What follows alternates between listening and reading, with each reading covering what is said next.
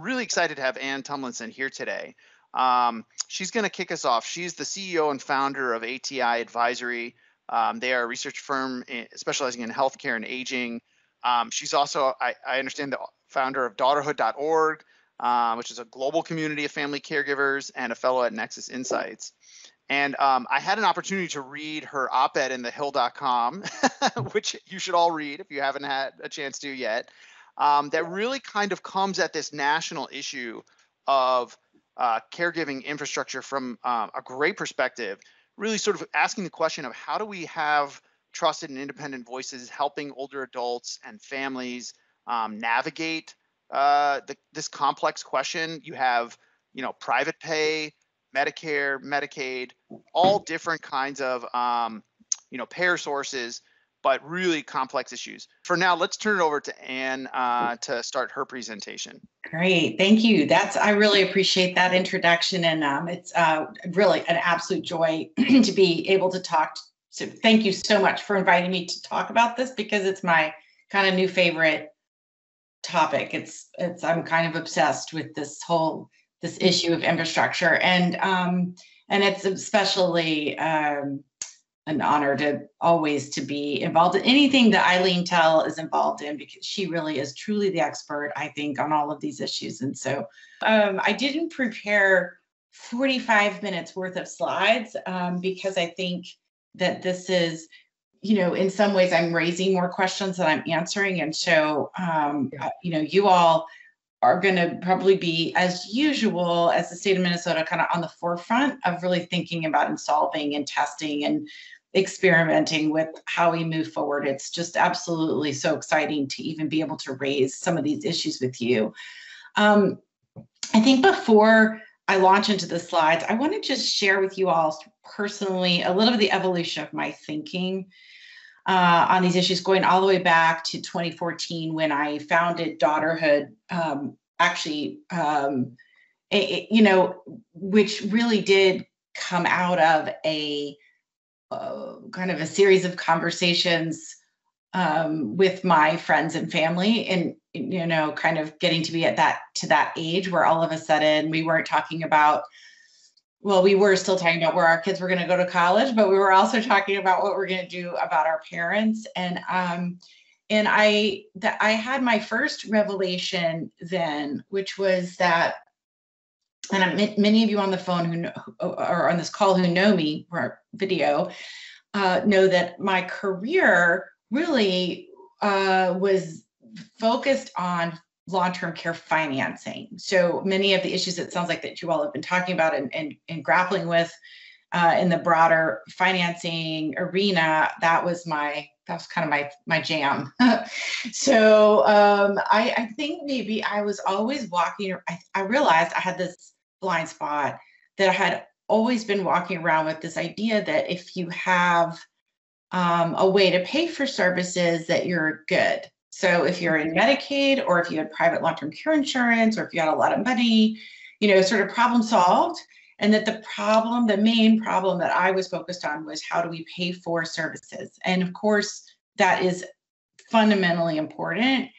But I had this just realization that even when you have plenty of money to pay for services and supports for people who need long-term care, that was no guarantee in any way, shape, or form that you'd actually be able to access them, that you would have anything resembling,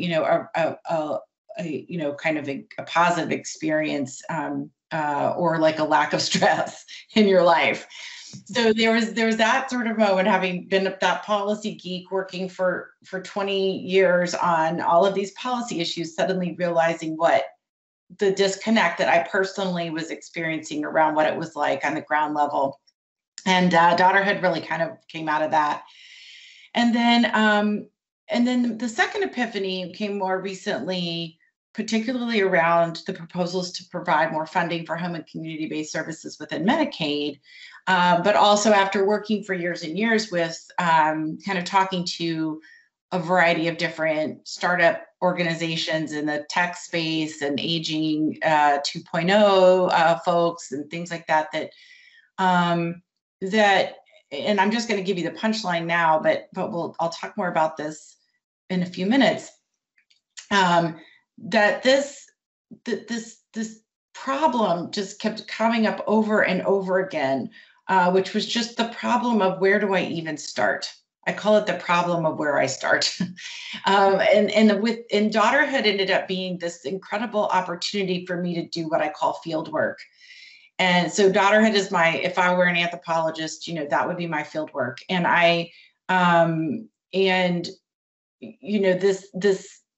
this question of where do I start kept coming up over and over again. And not only that, I started to realize that every family or every older adult with needs is just, whether they're in Medicaid, whether they're not in Medicaid, whether they have money, whether they don't have money, not only are they struggling to access services, they are creating an entire system of care delivery by themselves within their individual kind of family unit and home, like over and over and over again. It's like, you think about the least efficient way in which we could possibly essentially kind of meet the needs of frail older adults, or older adults whose functioning is starting to decline and are experiencing a lot of clinical conditions. We are literally individually as families recreating systems, whole systems of care delivery over and over and over again on an individual basis. And and all of these sort of technology solutions, we're not getting to these folks, and they weren't, it was sort of like I felt like people were inventing all of these sort of cool and innovative solutions, having gone through this many times themselves. Tech entrepreneurs are not immune to these problems, and so they seek to solve them. But they were creating these, what I call like these little Christmas tree ornaments, but there was no Christmas tree to hang them on. And this is kind of what brought me to the realization that, this problem of institutional bias that we talk about all the time, in Medicaid in particular, really exists in part, not just because of the statute, but also because really the nursing home is kind of the only actual piece of infrastructure that we have in our long-term care delivery system. At least when you walk in those doors, you're going to get assessed for need. Your insurance situation is going to get sussed out. That whole process is going to get started. And so I thought to myself, what does that look like in the community for everybody? Not just people who happen to be entering into a home and community-based services waiver environment. So I've given you kind of like the whole punchline, but I wanted to just share that this has been for me an evolving kind of intellectual and practical, and now I'm in my own caregiving role, and dealing with this in my own life. So so it's nothing like real life experience to give you what you need. So I'm going to just kind of take you through a little bit of grounding. I think everyone on this phone call or this video, keep calling it a phone call, I think all of you probably are very well grounded, but it helps me, if you would bear with me, to set the context kind of on my own terms, because that way, kind of terminology that I use we're all on the same page and things like that. So I think about right now, I think about, okay, if we really, really want to support aging in community and kind of shift the default kind of infrastructure out of the nursing home and into the community, kind of what do we have to do? And, we do have to fund services. So that's obviously the financing piece of this still remains incredibly important. And not what this call is about, but I will just say, I'm starting to think about this a little bit differently as well, which is that, recognizing the challenges with social insurance, national insurance, long-term care insurance, that that I'm beginning to think about paying for services along different pathways. And Medicaid obviously being one of them, but I also think there are other pathways for states to consider through through some of the very innovative and interesting changes that are happening in the Medicare program, Medicare Advantage. And I'm happy to return and talk about that if you want me to. And maybe I'll just tease it by just saying, I think we struggle for sort of that evidence that when you pay for home and community-based services that you save money in other parts of the system. And that's a long running debate and conversation about how do we fund, how do we save money on nursing homes and hospitals and things like that when we pay for services in the community. I think the reason why we're lacking the evidence is because we've never actually introduced home and community services as an intervention. We've introduced it as an entitlement program, as a program to which, a set group of people are entitled to, which is great, which I'm in favor of. But I think if we want to access more dollars in other parts of the entitlement world, we have to actually think about it more like an intervention. And so, and targeting people, getting really much smarter and better at targeting services to people who need them, and looking for that sort of ROI and repurposing those funds. So I'll put that in a huge parking lot, because that's something that I've been thinking about a lot. I would say the direct care workforce is a huge challenge. That's not what I'm here to talk about today either.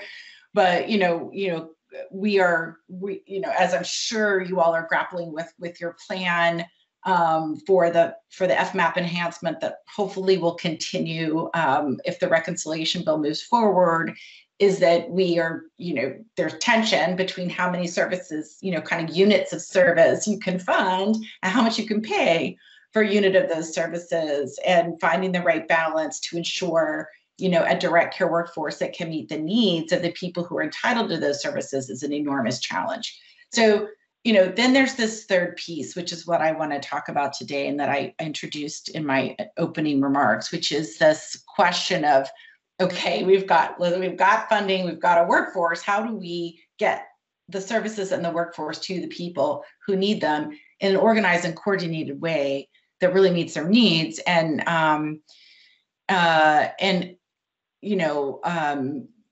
kind of connects the dots for the people, kind of the individuals who have the need. And I've been using this term hub, or community-based infrastructure, and I also included the word integration here because, and this is a tall order. So this is visionary more than it is immediate, but it's not just about. Really, it's not just about assessing people for their long-term care need and developing a plan to meet those particular needs. It really is about looking at that whole person and the variety of different systems that they are having to interact with, which from a family and an older adult perspective is that, they don't distinguish, right? They're not like, this is long-term care, this is medical care. To them, it's all one big thing. And you all are on the forefront. I mean, within your duals programs today and show you have a great appreciation for that. I think maybe what I would just say about integration in the context that we're talking about it right here is, everybody needs integrated care delivery, not just dual eligibles. Yes, that is a particular challenge because you have two programs that are not talking to each other necessarily. But for people who are not dually eligible, they experience very much the same disintegration because they've got kind of the family system and whatever resources are being brought to bear to meet the needs of the older adult in the community, completely disconnected from whatever medical care infrastructure they're also having to interact with. So this question of integration is one that plagues everybody. So I wanted to kind of include that as this kind of third element. So I'm going to take a step back for just a quick second and do a little bit of framing and Eileen and others on the phone who've seen me present this slide probably 100 million times. But it's just, I think the way that and you guys have all probably seen it, if you've been talking about long-term care financing, which is just this, that we have this sort of, we all face this lifetime risk, right? There's this likelihood of a certain percent, and 56% is the latest data that suggests that, everybody, for all of us who get to age 65, if we're lucky enough to get that far, 56% of us at some point are going to have a very high need for long-term services and supports at some point over the rest of our lives. So we are defining, and I'm going to get a little geeky wonky here for a moment, but just bear with me. We are defining the need here at a very high level, which is 2 or more activities of daily living, meaning, out of 6, of the basic daily things that you might have trouble doing, 2 of them, you can't do it all without somebody else helping you. That's a very high level of need. And yet 56% of us hitting age 65 are going to get to that point before we die. Now, a not insignificant percentage of those people are going to have that need for 5 or more years. So it's a really long time to have a really high need for long-term services and supports. And most likely, before we all get to that really high level of need, we're going to go through in many cases, not all cases, but in many cases, we're going to go through this process of functional decline. And I'm bringing this up here because this actually has implications for how you think about supporting, creating an infrastructure that supports families and older adults as they, because you don't just, use nothing and then hit this, hit this 2+ ADL trigger and then suddenly you need things. It's really a process of decline. And so you can see this is a point in time estimate, of older adults who have, or Medicare beneficiaries in this case, who have who are 65 plus, who need help with 1 or more activities of daily living versus 2 or more. So at any point in time, we have an even, and again, I raise this really, so you could begin to think about how do we think about the population we want potentially to serve through a more robust community infrastructure? Is it, where along that continuum are we imagining that we would want to be available to help assess need and attach people to services and things like that? And I'll talk more about those actual functions in a few minutes. But I think, it's just important to realize that this is a continuum. It's not like people just, need this support at a certain point. They start to need it, over a period of time. And so, and this is very much, I think, I spend a lot of time having to explain to people that individuals who need a high level of support, whether it's 1 or more or 2 or more activities of daily living or something even more, earlier stage than that, but they're mostly living at home and in the community. This is not, people don't go to the nursing home until they get really far down that continuum. That's, and so at any point in time, when we look at this, when we look at the whole population that has a need for at least 1 activity of daily living limitation, what we see is that most people are living at home.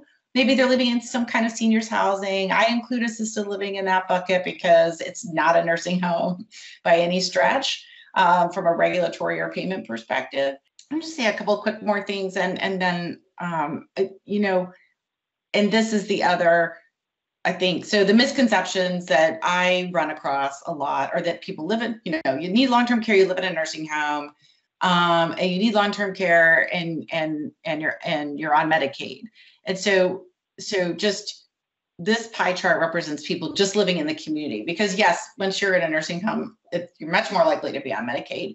But for all of those people living in the community that I just referenced, really only about 1/3 who have 2 or more activities of daily living limitations. So, the highest level of need that we sort of measure in this world for these purposes are actually fully eligible for both Medicare and Medicaid. And I don't know what that looks like in Minnesota. This is just a national perspective, but what's remarkable is that there are a lot of people who have up to, who are below sort of the 300% of SSI level who are not fully dually eligible for Medicaid. That's 34%. It may have to do with their assets. It may have to do with the personal, I think probably a lot of times a personal needs allowance that gets in the way in the community of people being able to access Medicaid because they have to pay for room and board when you're in the community, and those personal needs allowances are often on a national basis, really not sufficient to enable that. So we see this big chunk of relatively low income people who are not fully dually eligible for Medicaid, and they have 2 or more activities of daily living limitations. And frankly, 2/3 are not fully. So it's a lot of people with high levels of need who do not have Medicaid or any of the integration, associated with Medicaid to help them. And they're also dealing with really complex medical and social needs kind of on top of all of that. Depression, diabetes, heart conditions, lots and lots of dementia. And I'm just kind of going to, get done talking about this piece of it and just sort of characterizing the population here. But, they're using a lot of healthcare. And you all know that because you have some, I think a window or insights into the use of Medicare through the MSHO program. But I want to just pause here because the purpose of including this slide is not so much to say, oh, look at all the savings available. It's more, think about what these people are navigating, dealing with on a daily basis. When I talk about the system that has to be set up, so the point that I was making was that there's a lot that there is a lot that these family systems I was talking about earlier are set up not just to help manage the long-term care needs, but also to manage, a significant amount of interaction and engagement with the healthcare delivery system, and you can see that there's a lot more healthcare spending, as you would expect, for individuals who have increasing, levels of chronic conditions.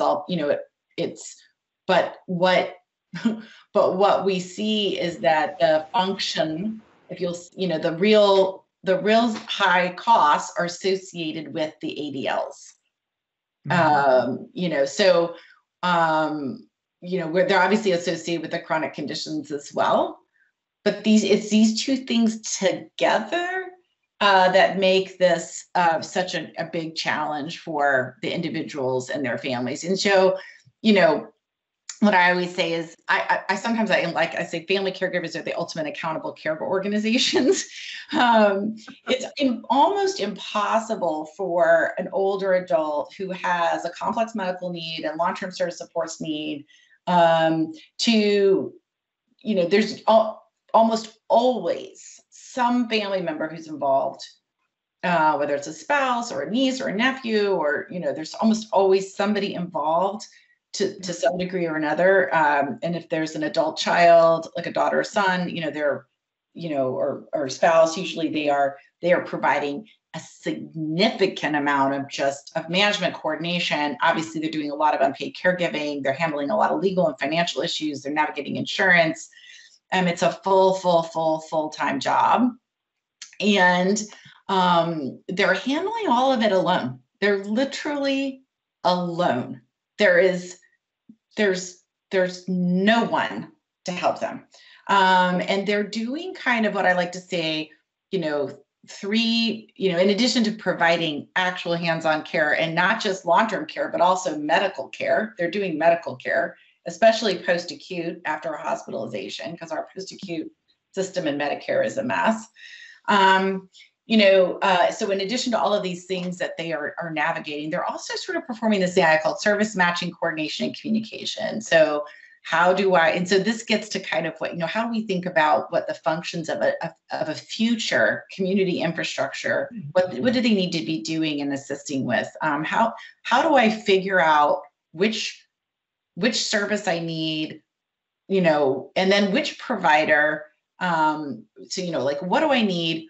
Who's going to provide it? And how do I get it? All of that falls into kind of that service matching component. And then once all of those things are in place, all of it has to be coordinated.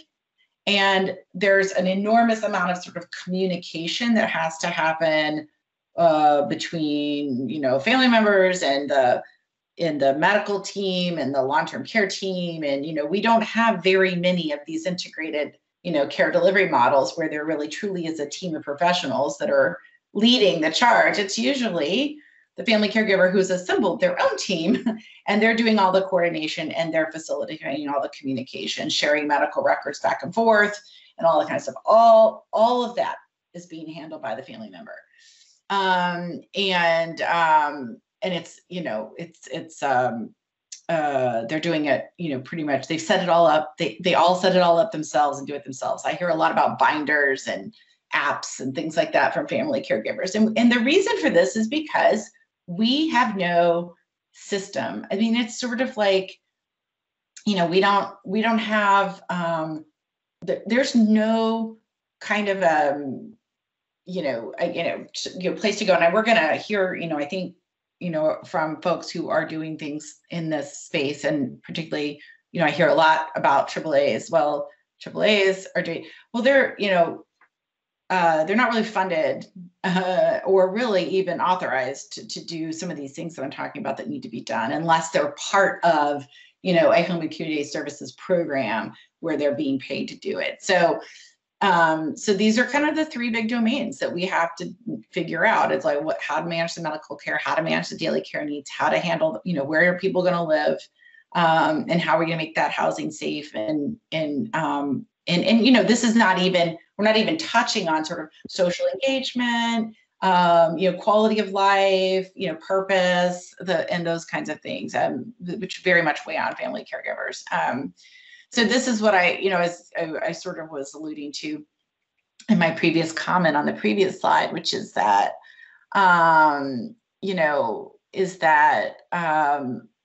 the closest thing we have to the common infrastructure is, really, it's almost laughable. I'm not going to say laughable, but like, we have this enormous population shift, between, longevity gains and declining birth rates.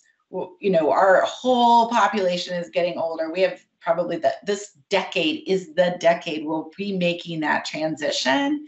And we've got this teeny tiny little budget. We've got, we're like busy. This borders on, politically, like, I love how we're like busy trying to figure out how to get into outer space. But we are, we don't have any real commitment to building what is kind of the interstate highway system of aging for the future that we need. And so, the AAAs have done an amazing job, I think, of what I call kind of beg, borrowing, and stealing, and changing their business models and trying to become. But, there's something really valuable about a shared resource at the community level.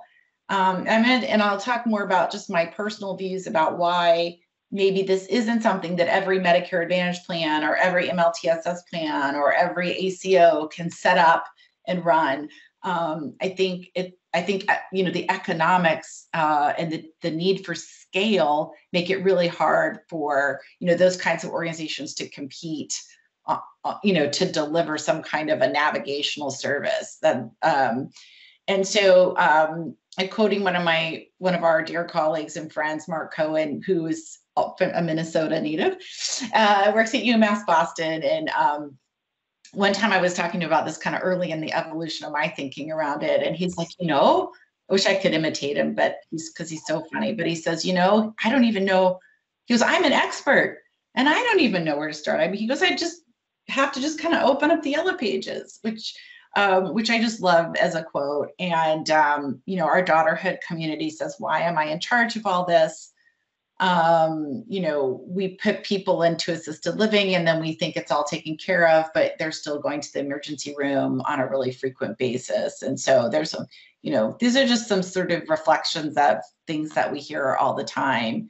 And so, I kind of, the framework that we use in our work is that, we've got kind of two things happening simultaneously. And this isn't, I talk about caregivers, but I really do mean, everybody involved in the life of the older adult who is experiencing functional decline and chronic medical conditions. There are new responsibilities that cross a lot of very big domains, like day-to-day care, daily activities of daily living, healthcare, financial, legal, and then there's all of this sort of system, I call it system failure, but it's really just like non-existent system. We don't have financing for long-term care. We have really fragmented healthcare. There's no entry point. There's no, you're just searching the web. You're Googling, what do I need? You don't even know what to Google. Those people don't even know what to Google. Who come to Daughterhood and contact us. They're like, I just stumbled on your site because I was Googling and I think, can you just tell me where to go? And then of course, this has an incredibly negative impact on their lives and the public health. So the CDC and the Rosalind Carter Institute, among others, have begun to look at the impact of all of this on family caregivers and family members from a public health perspective. And I'll just, on a personal note, having just gone through some stuff with my own parents this summer, and also sending my son off to college, I personally experienced a health setback, which was my own fault in a way because I didn't get vaccinated against shingles, so I got shingles. That was fun, but I was like, oh, this is what happens when you're trying to do too many of these things. So, this is one thing, a quote that I heard from a Daughterhood reader who said, when you start taking care of someone, you're racing against the clock to get as much experience and knowledge as you can in the shortest amount of time. And why is every single family doing this and repeating this? Why can't we have a more shared infrastructure and shared experience around this? And I think there are a lot of reasons why, but so what are some of the solutions? And I'll just sort of start by saying, I started Daughterhood and it seemed like maybe 6 to 12 months into building this community, I started getting inundated with just all of these entrepreneurs who wanted to share with me what they were doing to try to help solve problems that family caregivers were facing along the lines that we were talking about. So them, the match, and I've since sort of categorized them and framed them and matching, coordination and management and communication. And, I really am a little, I feel like Eileen really truly is the expert on this and probably has a better frame than this. But I mentioned this just to say that, and I think we're going to have, somebody in this space talk later, which will be great. What I'm always impressed with is just how much sort of commitment, creativity, this is kind of like the entrepreneurial spirit at its best, trying to solve social problems. And they, like I said, they kind of fall into these three buckets. They're often sort of this, like, it's like, surely we should be able to create a way to help match people to services better. We see some, this is definitely a presentation that Eileen can give, but, I would just say it's very hard to come up with a business model that doesn't pervert the whole point of this in the first place. So a place for mom, when you get paid based on referrals from where you're referring people, it just becomes, I think, less valuable. So we've seen a lot of folks kind of attempt this. We've seen, companies come in and try to do, kind of personalized coordination and management, tech enabled to try to make it cheaper, to make it scale. And we've seen lots and lots and lots and lots of communication solutions that help deliver information, in an asynchronous way across, both the kind of professional care force and the unpaid family care force. And it's just, many of these are really elegant, beautiful, amazing solutions. And so, but they're all kind of, they often sit in their own, they're solving a problem. They're solving, it's like, oh, we're, here's a cool way to connect your grandmother to transportation that is designed for her and easy for her to access. Great. That's one thing she needs. It's not a system, it's not solving. So I don't want to sound like I'm denigrating any of these things, because they are all incredible. It's like incredibly important. And if anything, I feel like they're being wasted, because we need to be able to attach them. These are the Christmas tree ornaments that don't have the Christmas tree. So, how can we bring them into be part of a larger system that is kind of, person to person, and a hub or an entry point, so to speak. So, and, even I will just say, many times I've thought, oh, this is what Daughterhood should do. We should curate all of this. And no, first of all, nobody wants to pay for that. And I'm not independently wealthy, so that hasn't happened yet, but I think about it a lot. And I'm not even sure it's possible to do it in a really high quality way. So here's sort of where I'm going to wrap here, and just say kind of where, because I want to be able to, talk, entertain any sort of questions or discussion here. I kind of have come to the place where I feel like, and again, maybe I'll just say, I work with a lot of organizations that are doing really creative things. And I see a comment in the chat about PACE, which is a wonderful comment, because yes, if anything looks like this, it's PACE, without a doubt. It is. And, I think Joanne Lynn, who's also somebody I so highly respect and appreciate, has a whole book called Medicaring Communities, where she sort of talks about how could you use the PACE model essentially to create this infrastructure.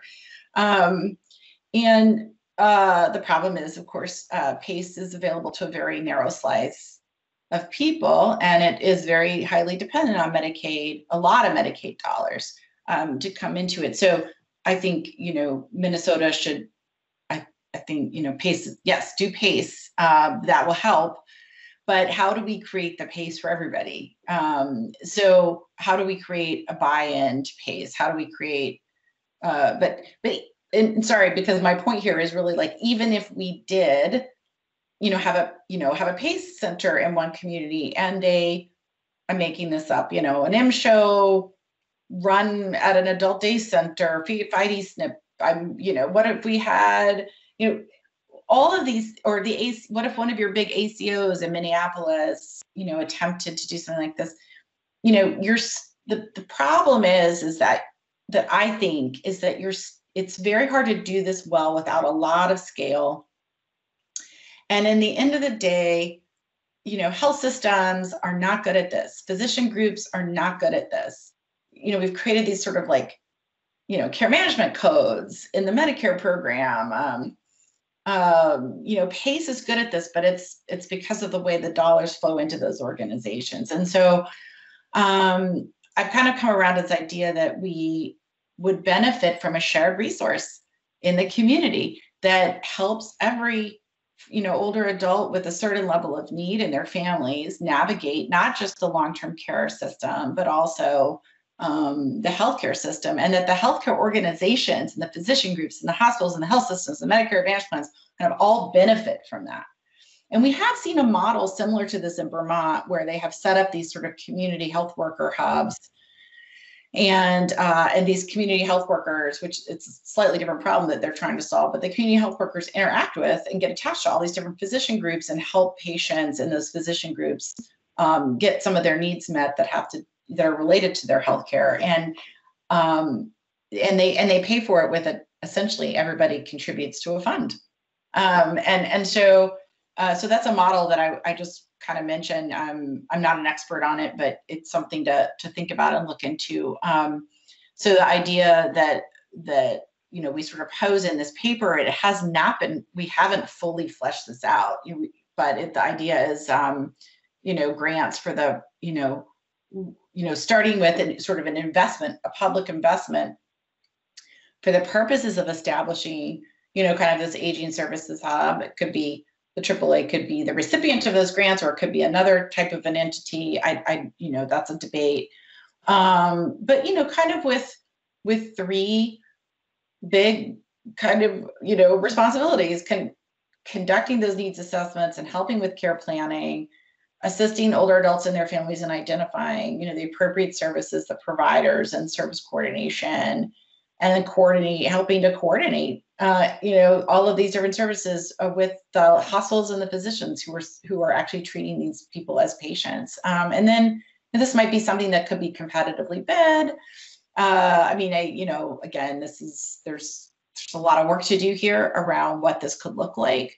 And then I because I like to irritate people, I guess, I was like, we should fund this. The ongoing budget for this should be funded through user fees on large hospitals and health systems. And the reason I say this is just because I don't, I think there are lots of things that can be funded with healthcare savings.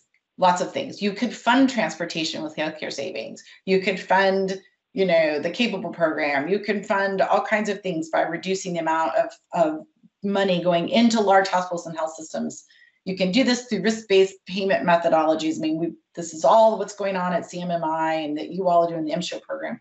But I think it is asking too much to say, hey, we're going to reduce hospitalizations or ER rates, we're going to get better outcomes, and we're going to use those dollars to somehow fund this shared resource that's going to be available to everybody in the community. I think sometimes there are some things that need to kind of sit outside of that system to help people, from a community-wide perspective, a scaled perspective. So my thinking is so early on all of this. Incredibly fortunate to have the support of my other folks at this wonderful organization called Nexus Insights, where I had the space in the room to kind of think about it and write it up in an op-ed for the Hill with the support of some other people there, all of whom were really brilliant. So let me pause. And I was looking sort of for some questions in the chat. Yes. And Gary has his hand raised. He has a question for you. Great. Eileen, hi, can you hear me? We can hear you. Okay. Go ahead. I really liked your information and so much appreciated. It was, I've been a long-term care insurance, and I don't do it anymore, but for like 15, 17 years. And I can't tell you the amount of families I've talked to who totally underestimated, even with insurance, during the waiting period or whatever, all of the points that you raised, just overwhelmed, had to give up work. The cost to the economy, local, national, is incredible, and typically relies on the female. Yeah. And you have as a spouse or daughter gets older, having to do the caregiver responsibilities, we see more injuries from that as well. I mean, it's just a huge problem. But really, I liked the Medicaid Advantage example you gave, because aren't they, to a certain extent, with supplemental benefits, dual SNPs, sort of walking a line towards that community hub, in a sense of I mean, right now they're trying to, I mean, all those health conditions you raised, they don't just appear at a certain age, right? I mean, they've been developing, and that's what these advantage plans are trying to manage. So it's not that big of a leap, right? I mean, if there's a push for CMS to add more Medicare benefits, you know, maybe that's a natural path to trying to create these community hubs through. I mean, these Medicaid Advantage plans, they're jointly owned now by providers and health insurance companies, right? And I know it's a struggle. I know the challenge there, but, it's just something to think about. Anyway, I just really enjoyed your presentation. Thank you. I really appreciate your question. Thanks. I very much would say that I have been a huge proponent of provider owned, led, when providers hold risk, particularly primary care, organizations that, can really send us in line and repurpose dollars to meet individual needs and can do a lot of this work. And the problem, so having had the wonderful opportunity to work with some of them, one of the challenges that I see is in scale. So, so I'm going to just pick on Oak Street Health, who many of you may know is a, PE backed, now they're a publicly traded company, where the model is to work with dual eligibles as physicians taking full risk for total cost of care on the healthcare side, and to do it through these clinics is going to be kind of like the closest to what I'm talking about. The problem is they have to go into a market and acquire patients, and they're competing, with Iora Health and And so I think, and then they're also kind of just pushing this big boulder uphill that is that large healthcare hospital health system. And, I think their ability, I think they would be the first to tell you, like, their ability to sit down with family caregivers and try to solve around some of these problems that you're talking about is somewhat limited. But it's so interesting to hear your experience with long-term care insurance, because yeah, my parents have great long-term care insurance. I made sure of that. and we're still, like, my mom is a full-time, right. Thank God for her, but yeah. Well, now it's a battle to get the claim to be paid, right? And so a couple of colleagues started a company to help people manage to get their claim paid, and it's just taken off. Wow, I did not even know about that. Yeah, it's wow. Done, so anyway, I just I'm sure there's other questions, but appreciated your info. Yeah, thank you. Thanks, Gary. Why don't we go to Pam Parker, who has her hand up with a question. Pam?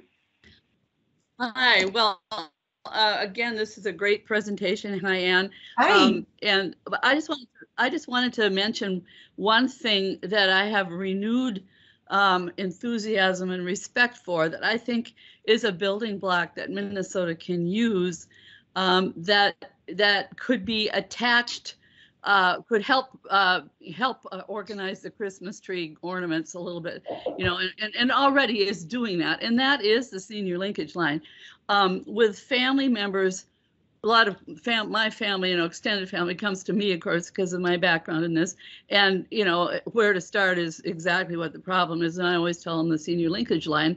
Most recently, a rural area, a person, was having trouble finding help for their mother and that sort of thing. The linkage line, the person, whoever the individual is that they're talking to in the linkage line, is helping this person so much. Now, they haven't been able to find any services except for a nursing home, and I'm afraid that's what's going to happen with this person, with this elder. But and it may be the only thing that can happen, but it's going to wipe the family out financially, because there's community-owned property and farm family kind of stuff, and all of that's really bad. So we need to deal with that asset thing, that you were talking about with that 300%, because this person has almost no income, but all this land stuff that's tied up with all the other family members, which is going to be a barrier to eligibility. But just the emotional and leadership support, navigational support that she's gotten from this daughter has gotten from this one person, whoever that wonderful person is. That's amazing. That's amazing. It's great. Yeah, I love hearing that. And one of the things I'm so glad you said that, because one of the things I want to raise is that in other contexts, not Minnesota, but I will hear about some amazing resource. Like we have here a Jewish community resource and associated with some like social service agency, a social service organization here. People in our community don't know about it. And I think part of my thought process, and so, that's the hard part, right? If you have this line, like that's the hard part, you got that, that's great.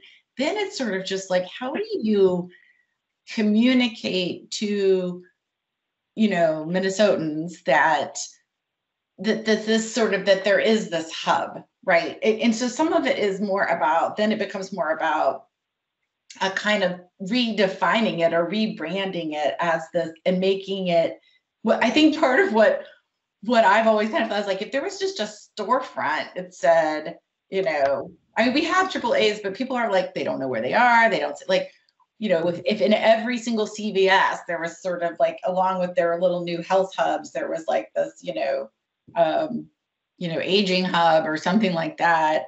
I think that part of the challenge that everybody seems to be fighting against is like, how do we sort of elevate, how do we alert the larger population to the infrastructure if we build it, and especially if it's more virtual or telephonic or things like that. So there's not a big signal out in the market that it's there. The other thing that I just wanted to get in here too is that, and I think that our senior linkage line does they do a fairly good job of that in terms of, spreading that information around, but people don't know about it until they think about it. I mean, they need something, so they don't pay attention to it until they need something, and then it might not be at hand exactly. The other issue, and this is again a rural area thing, two things that are going on that I'm seeing from now my standpoint as a caregiver and retired community-based service person that knows the system, but is the workforce shortage. So for instance, in a rural area, there are no bodies to take care of people. And when you do find someone, this is a person that's eligible for absolutely everything. They're on a dual, they're on MSHO, but they can't get any services because they need an in-home support, and there aren't any bodies in rural Minnesota. And those that they are, and this has happened twice now with this person, where they found a person to come out, but they are not vaccinated, or they can't verify that they're vaccinated. And so I can't believe it's the same agency that's done this twice in a row. It happens to be with my mother, who's 96 at home alone. And we want to, run the risk of having her come into the home without being vaccinated, this caregiver. No, Right. And they will not be, the agencies will not verify that these people are vaccinated. Now they're at least waiting for the new federal guidance, but anyway, so I was wondering, what you had to say about the workforce shortage issues and things that states need to be looking toward, and providers, and how can health plans, DSNPs, for instance, MSHO plans, how could they help with this workforce? Oh my gosh, yeah. I mean, it's a huge problem, and we actually just. I am not the expert on rural issues, but we did just finish a project for the Lutheran Services of America on rural aging.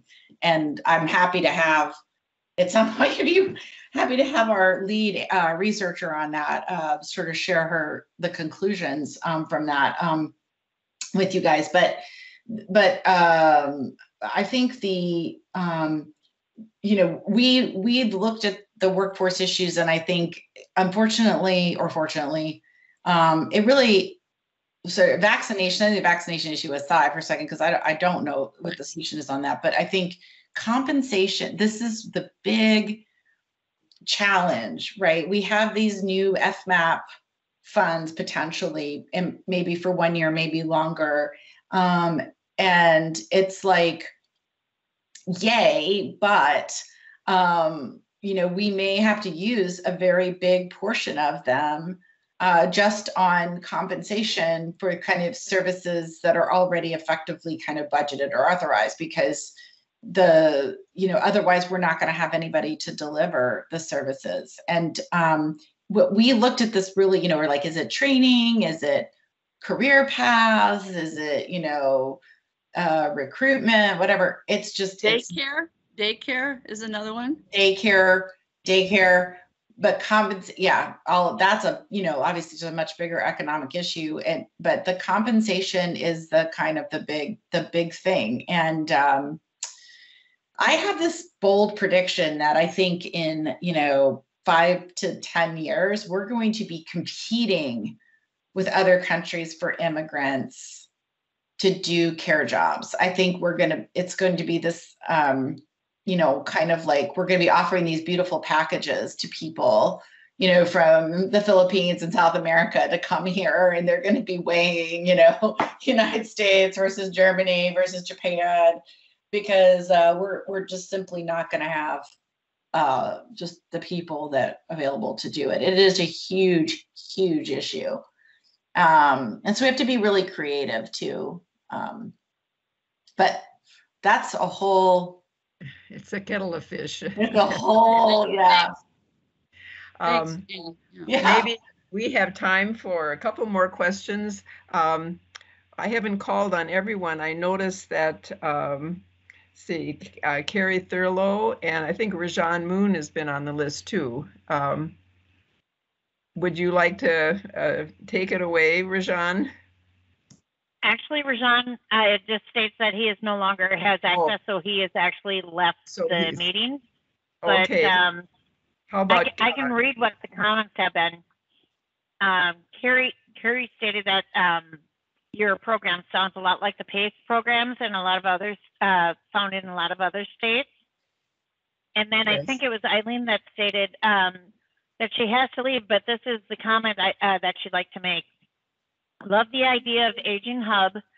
Funding entities could be stakeholders that could realize savings, including employers, insurers, health plans, state-funded LTSS programs, e.g. Washington Cares would be more meaningful benefit with this component. Yes. Private LTC insurance, etc. Our RAISE research tells us that employers save on mental health benefit costs when caregivers have support. A state could have a public LTSS benefit that was just this, a care coordination service rather than a pay for care benefit or a little of both. And then Carrie also mentioned that the workforce issue isn't just limited to rural Minnesota. And Mark noted that our tourism industry already does that to some degree. It's how we staff the resorts at all of our lakes. Oh, probably the immigrant, yeah. The Philippines. Yeah. Any others, Tony? That's all I see. Okay. And we have just a couple more minutes before we have to move on. Any other questions in the audience? John O'Leary has a question. Yeah. Hey, Ann. Hi. How are you? Good. How are you? Good. Hey, first of all, great job. I think when Lorraine and I were thinking about this session, your name came up, and we really were looking for somebody who would really set the stage in a really great way for this whole discussion to happen. You've done that spectacularly. Yes. So thank you so much. John, thank you. I wanted to just make this comment, which is in addition to you, we have two other speakers who are going to talk more about, Mark is one of them, Jason's the other. They're going to talk a little bit more about some of the things that are going on in Minnesota. So part of this is just really a great opportunity for us to really get into the conversation and start to look at pragmatic kinds of things that we can do. The thing that I like about what I think we're trying to do holistically is we're trying to look at a lot of different aspects. You know, everybody talks, to your point earlier, everybody talks about funding.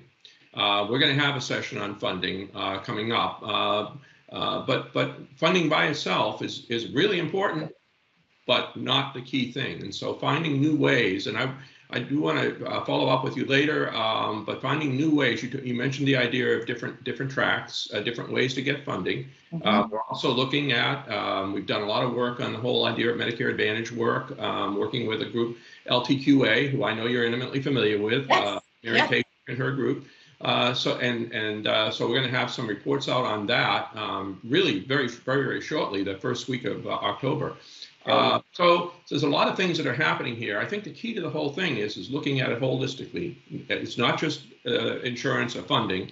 It's you have to have an infrastructure and a place to actually go to get those services. And that is really really still decentralized. There's a lot of issues with the whole thing. Somehow linking those two up, it seems to me, is kind of a key element in what role public plays in it, what role private plays in it. But the whole idea, you know, there's funds there, or there may be funds there, difficult, but there may be funds there. And how do you structure those funds in such a way that we can really pragmatically address those issues? And any thoughts on that? What's that? There's a question at the end of that comment.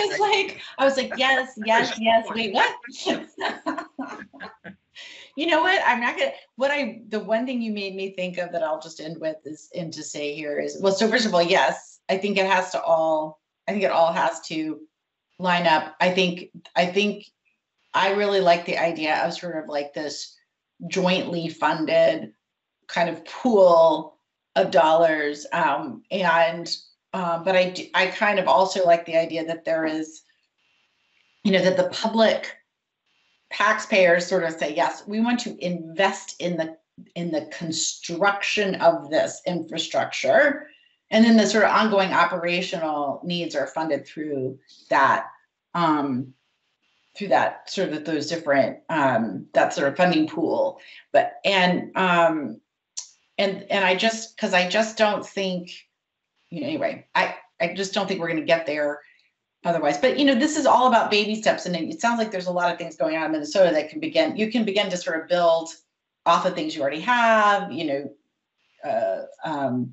But the last thing I was going to say is, like, I didn't really touch on the larger sort of technology, the systems that are needed at the state level or at the community level to help manage all of this. And that's not my area of expertise. And I think that there are others who can speak to that when you get to that stage, and Eileen knows and I know. So great, thanks. Well, we say thank you many times over. Thank you for having me. Pictures here. This was a great way to start thinking about big ideas that need to actually happen at community levels. Right, it's always right. You know, you have both of those, and how to bring it together.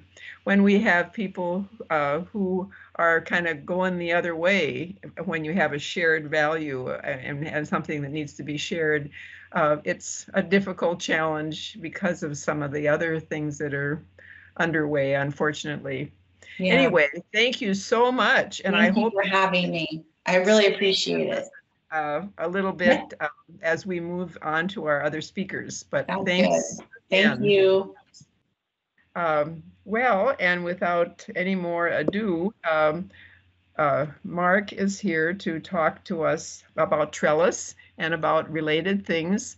We're so glad to have you, Mark, because when I think about what you're going to talk to us about and how that ties to some of the things that Anne is saying we really need, that's going to be, I think, an interesting discussion. So, Mark, why don't go ahead? Thank you. Thanks for the introduction and the invitation. Can you see your full screen should be blue now with this organizing the community development of Juniper slide? It's not the full screen that's blue, but it's 3/4 of it. Yeah. Great. Okay. Looks like it should then. Wonderful. Thank you. Well, I am grateful for three things this morning. The first is to present alongside Ann and Jason. Ann's reputation is just wonderful in this world. And so it's been just a real pleasure to hear from her this morning, and looking forward to Jason's comments following mine. Also grateful for the invitation to speak to this group. Looking at the names on this list, I see a lot of friends, and Dawn Simonson, our president and CEO, sends her regards. She's on vacation today. Otherwise she would have been with me, but a lot of friends here. So apologies for those of you who have heard this song and dance a couple of times before, but I'll share a little more depth than I've probably done with you in the past today. And then the last thing is, I was listening to Ann talk about the state of the country. I was grateful to be living in Minnesota. I grew up in a really small town in South Dakota, and still have a South Dakota phone number. I just can't quite give it up. But the leaders here, some of you in this meeting, gave a great deal of foresight to the social services and supports, the elderly waiver and other things that do help older Minnesotans in ways that are not available in states throughout the country, including South Dakota. And so it's great to be living here where these kinds of supports are available for myself and for the family that has joined me here in Minnesota. All right, so what is Juniper? So I would have answered this question differently a few years ago. Today, Juniper is an integrated network of public health systems and community-based organizations that's creating a culture of wellness in Minnesota communities. I would draw a distinction here between how we see ourselves and what Ann was talking about. We sometimes think about long-term services and supports as the broad bucket. Here we think mostly about home and community-based supports. In other words, the social supports that exist in the community for folks, with the aim to try to delay nursing home stay or a snowball in episodes of care that would lead someone to needing more skilled care.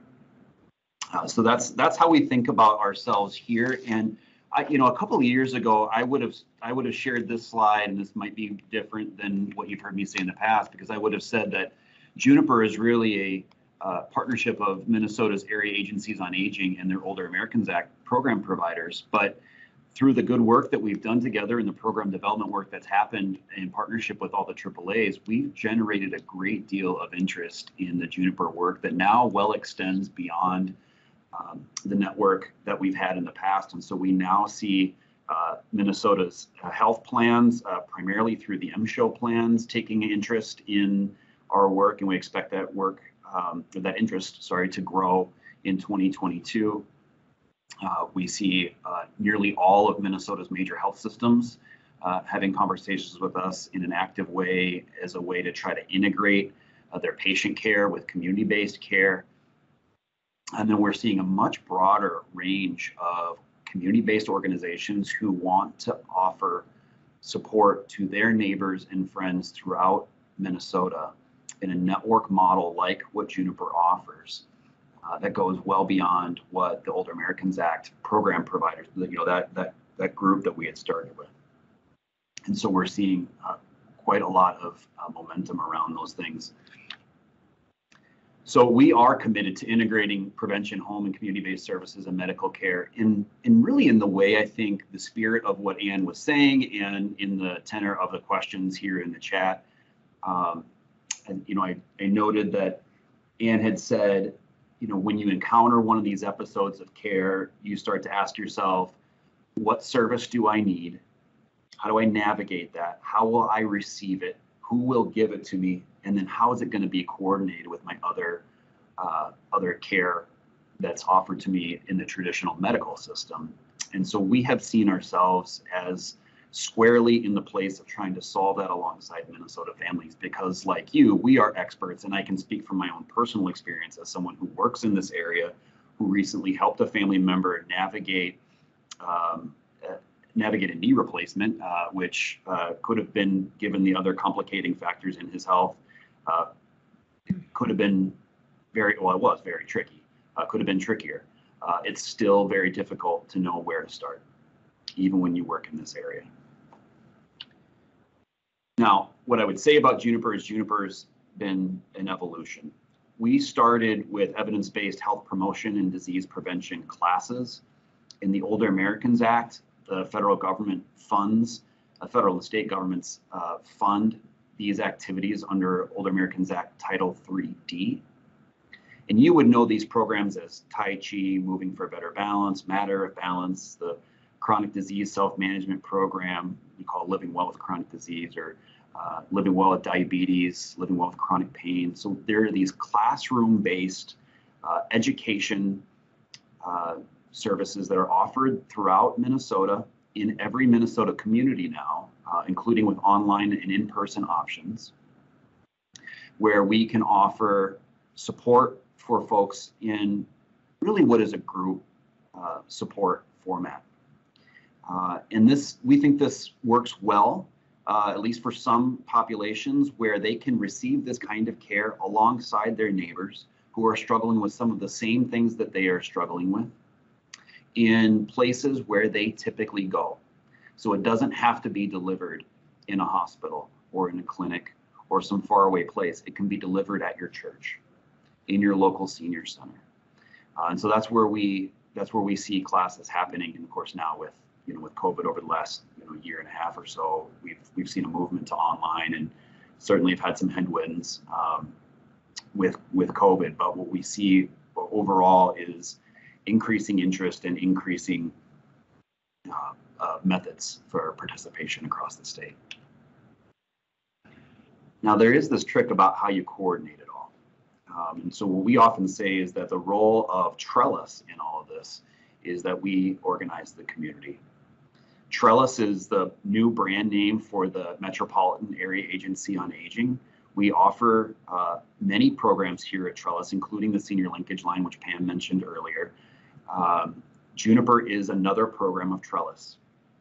And we have called Juniper's or Trellis's role in the Juniper network, we've called it a management services organization, or MSO. And so you see that there in the middle. And the basic principle here is that folks in communities across Minnesota know what they need. And they often know where to get it. But the administrative, what I've called the administrivia, the paperwork and those other kinds of burdens, often make getting care more challenging, both for the person receiving care and for the organization that's providing it. And so we've seen ourselves as having the ability to help here, where we can offer administrative support, centralize the marketing costs, centralize the technology costs, centralize the contracting functions, and manage data so that we can use data to make informed decisions about what program is offered, how it's offered, and those kinds of things, so that we can use data to drive the intelligence around the service model itself. Then what we see on the right side of this graphic is the folks who often are interested in this work that happens on the left-hand side, right? The left-hand side represents the community-based organizations. And they're often interested in it, but they don't quite know how to access it. In fact, one of the stories that I've told is that when a health plan, an MSHO plan, called us for the first time toward the end of 2018, I'll never forget this phone call, and the person said, "I've got a couple of questions for you." And the second question she asked me was, look, I don't want to hold contracts with 100 and some organizations across the state. I need one contract with one organization that can manage the administrivia and bring the services to our plan members. Can you do that? Right? Because you think about the administration from their end with the related compliance and, all of the rigmarole. They just need one organization to manage that and then manage the quality inside the network. So that's really how we've seen our value as an MSO. So it's still the case on the left-hand side there that community-based organizations decide what is offered, when it's offered, within the program's evidence base, within those those practices to maintain the fidelity of the programs. The community decides what is offered and where and when. And then we just manage the administrative elements of the programming. And because we've been able to do it that way, we've seen interest not only from health plans, but grant makers, public health entities. We've seen others around the country looking at our model who want to buy pieces of our MSO. So technology support, we offer technology support to networks like ours in 4 other states. And so what we're seeing is that we've really tapped into a problem here around the administrative costs and work that make it harder to deliver programs in communities. And we're solving that today. So now, since 2016, I mentioned that we've been in operation for a while. What we see is 23,000 Minnesotans have taken at least one of these classes. We've offered 2,300 classes across the state. At our peak, we were at 164 organizations offering classes. As COVID got so bad there in the summer of 2020, really June of 2020, we saw quite a dip in the number of organizations offering programs, but that now has come back. We're now over 100 again.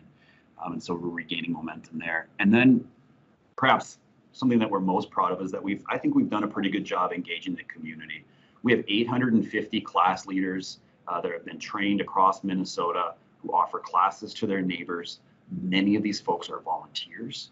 And so now we're able to tap the strengths of the community in this model to bring solutions forward around these classes. And we think there's more opportunity to do the same kind of thing with other kinds of home and community-based services. So talk just a little bit about what the classes do and some of the success that we've seen. The classes, by and large, do a couple of things. One is that they help folks manage fall risk. We know that there's a correlation between someone's fear of falling and actual falls, and we know that falls can be quite costly, especially in Minnesota. We've got long winters. Not only do we have long winters that give us snow and ice and slip and trip fall hazards, but we also have cold weather that prevents people from getting out and moving around. And so then when they start moving around in the spring, you've got weaker muscles.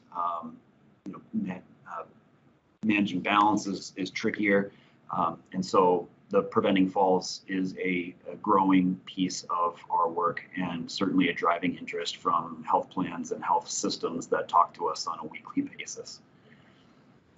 We also help folks develop a plan for talking with their care provider about their condition. And what the classes do is that they give the participant a framework to talk to their healthcare provider in that starts with, this is what I want my life to look like. How can you, healthcare provider, help me get there? I'm taking this class, which is teaching me some skills. Now, can you meet that with my traditional medical care? And so what we see then is an integration now with the social and medical care around a person's own plan for their life. We see increasing physical activity, better stress management, and folks feeling more satisfied with their life. From a statistical perspective, this is all patient or participant self-reported information, but what we see is that, really broad satisfaction. People like these classes. And what you don't see on the screen, but you see throughout the data set is people like these classes because they make friends in these classes. One thing that I think helps so much is to hear the struggles of someone who is your neighbor who is dealing with the same kind of thing.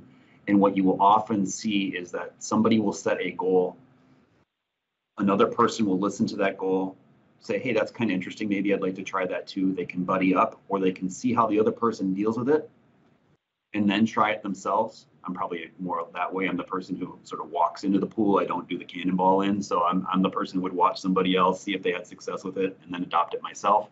So we have those different kinds of strategies in the classes. The other thing that I think jumps out so much to me anyway is in our chronic pain class, what you see in the participant comments is both inspiring and sometimes heartbreaking. You'll see comments like, someone finally believes my pain is real. right? Because the chronic pain piece, with especially with someone with like a fibromyalgia, it's so hard to narrow down the cause of the pain, and with nerve pain, difficult to treat. So what we see is people just getting affirmation that what they are experiencing is real, and that there is someone who cares about them on the other end of this thing. Now, we have done a couple of white papers. We just finished at the beginning of this year, and what we see is some significant cost savings on our falls prevention activities. And here we have put forward what I think is a pretty conservative analysis on a per completer basis. So in other words, a completer would be Matter of Balance, for example, has 8 sessions. If someone attends 6 of the 8, that means they've had the right dosing of the program and would be considered a completer. And so on a per completer basis, you could expect to see $6,391 in savings per completer. Now, when we had 5,600 Minnesotans in 2019 attending classes, that's an awful lot of completers, right? Our average completion rates sit in the 73 to 75% range across all programs and all participants. And so what we'll see then is really significant savings in the millions of dollars, adding up pretty quickly. When we did this methodology, we assumed that we were talking only about the cost of the initial fall. So when I talked earlier about the cost of snowballs, we did not build that into the white paper. We only looked at the initial fall, which, ranges nationally. The cost of a fall, of course, ranges nationally. You could imagine certainly,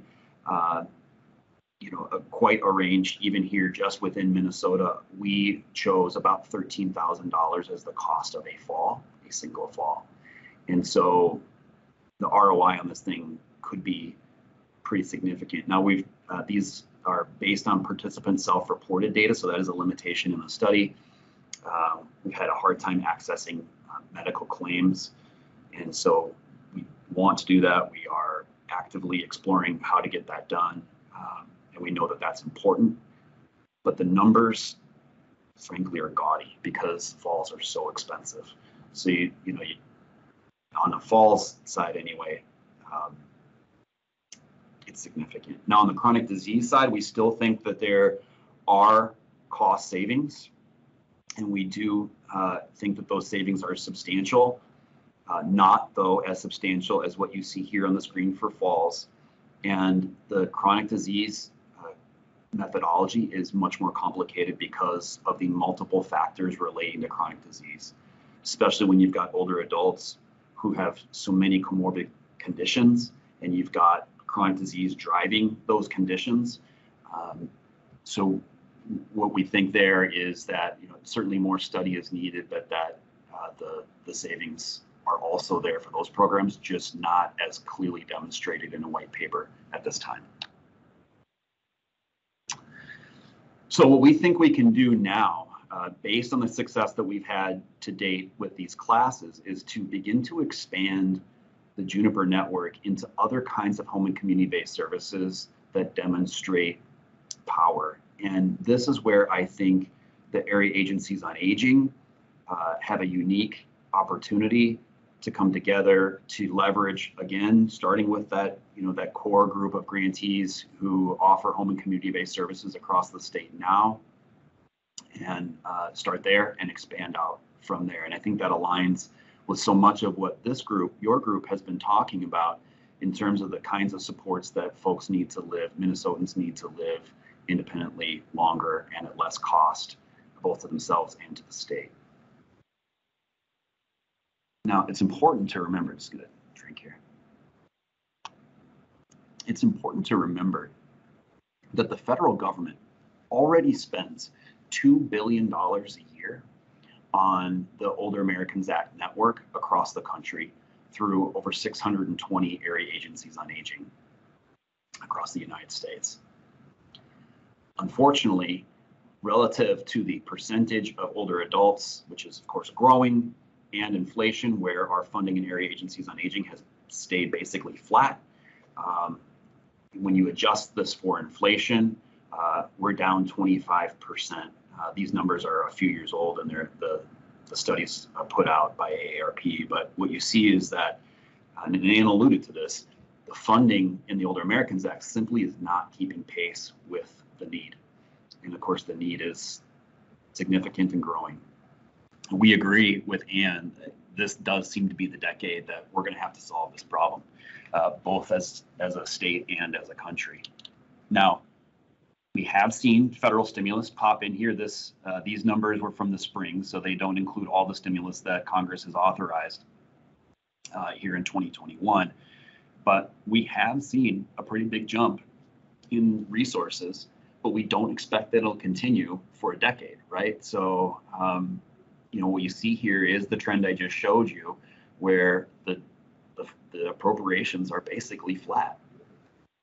And so it's just not going to allow us to make the deep investments in Minnesota communities that we know we need to make in order to bend that overall cost curve around healthcare and social care.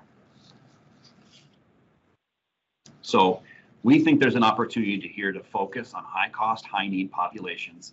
This is, this statistic, I'm sure so many of you all are experts here, the one that you're so familiar with, which is that roughly 5% of the people drive half the cost in healthcare. If we could drive social services to those folks and their family caregivers, maybe we've got something there that can really help to bend that cost curve and do it in a really intentional, thoughtful way. Now, we've been talking with health plans and healthcare sector organizations, provider groups, including nearly all the state's largest health systems, especially those located in rural communities where the need is significant.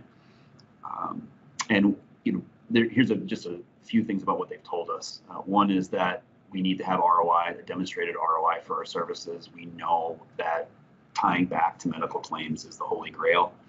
Of course, it's very complicated, right? The cause of a fall, the cause of chronic disease, all play a factor here. You need to have a significant number of folks in that study, participants in that study, to be able to put together a strong ROI analysis and to make sure that your confidence intervals are strong enough to give actuaries and product teams and others inside health plans the kinds of evidence that they need to believe that these solutions make sense for their members and for their bottom line.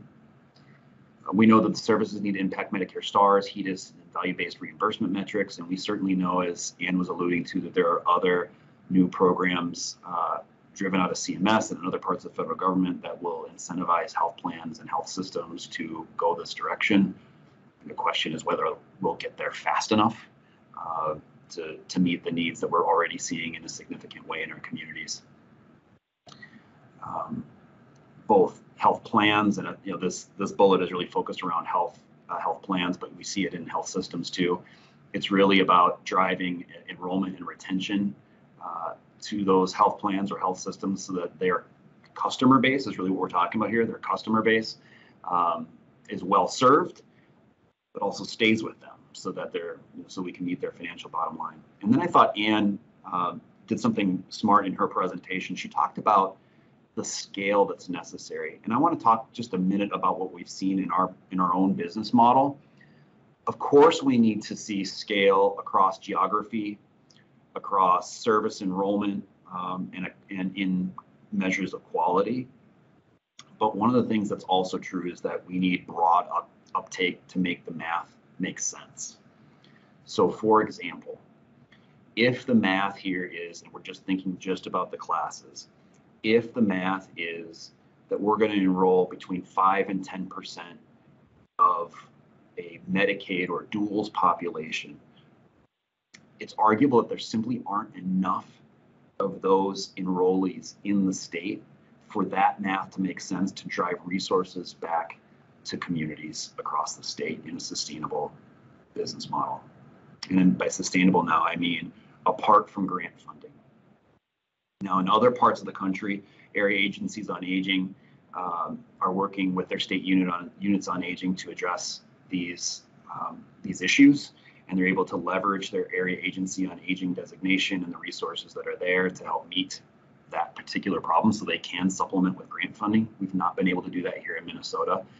And so I think that's potentially an opportunity for some conversation about what we might do to leverage what's been built here and to leverage the strengths of the AAAs.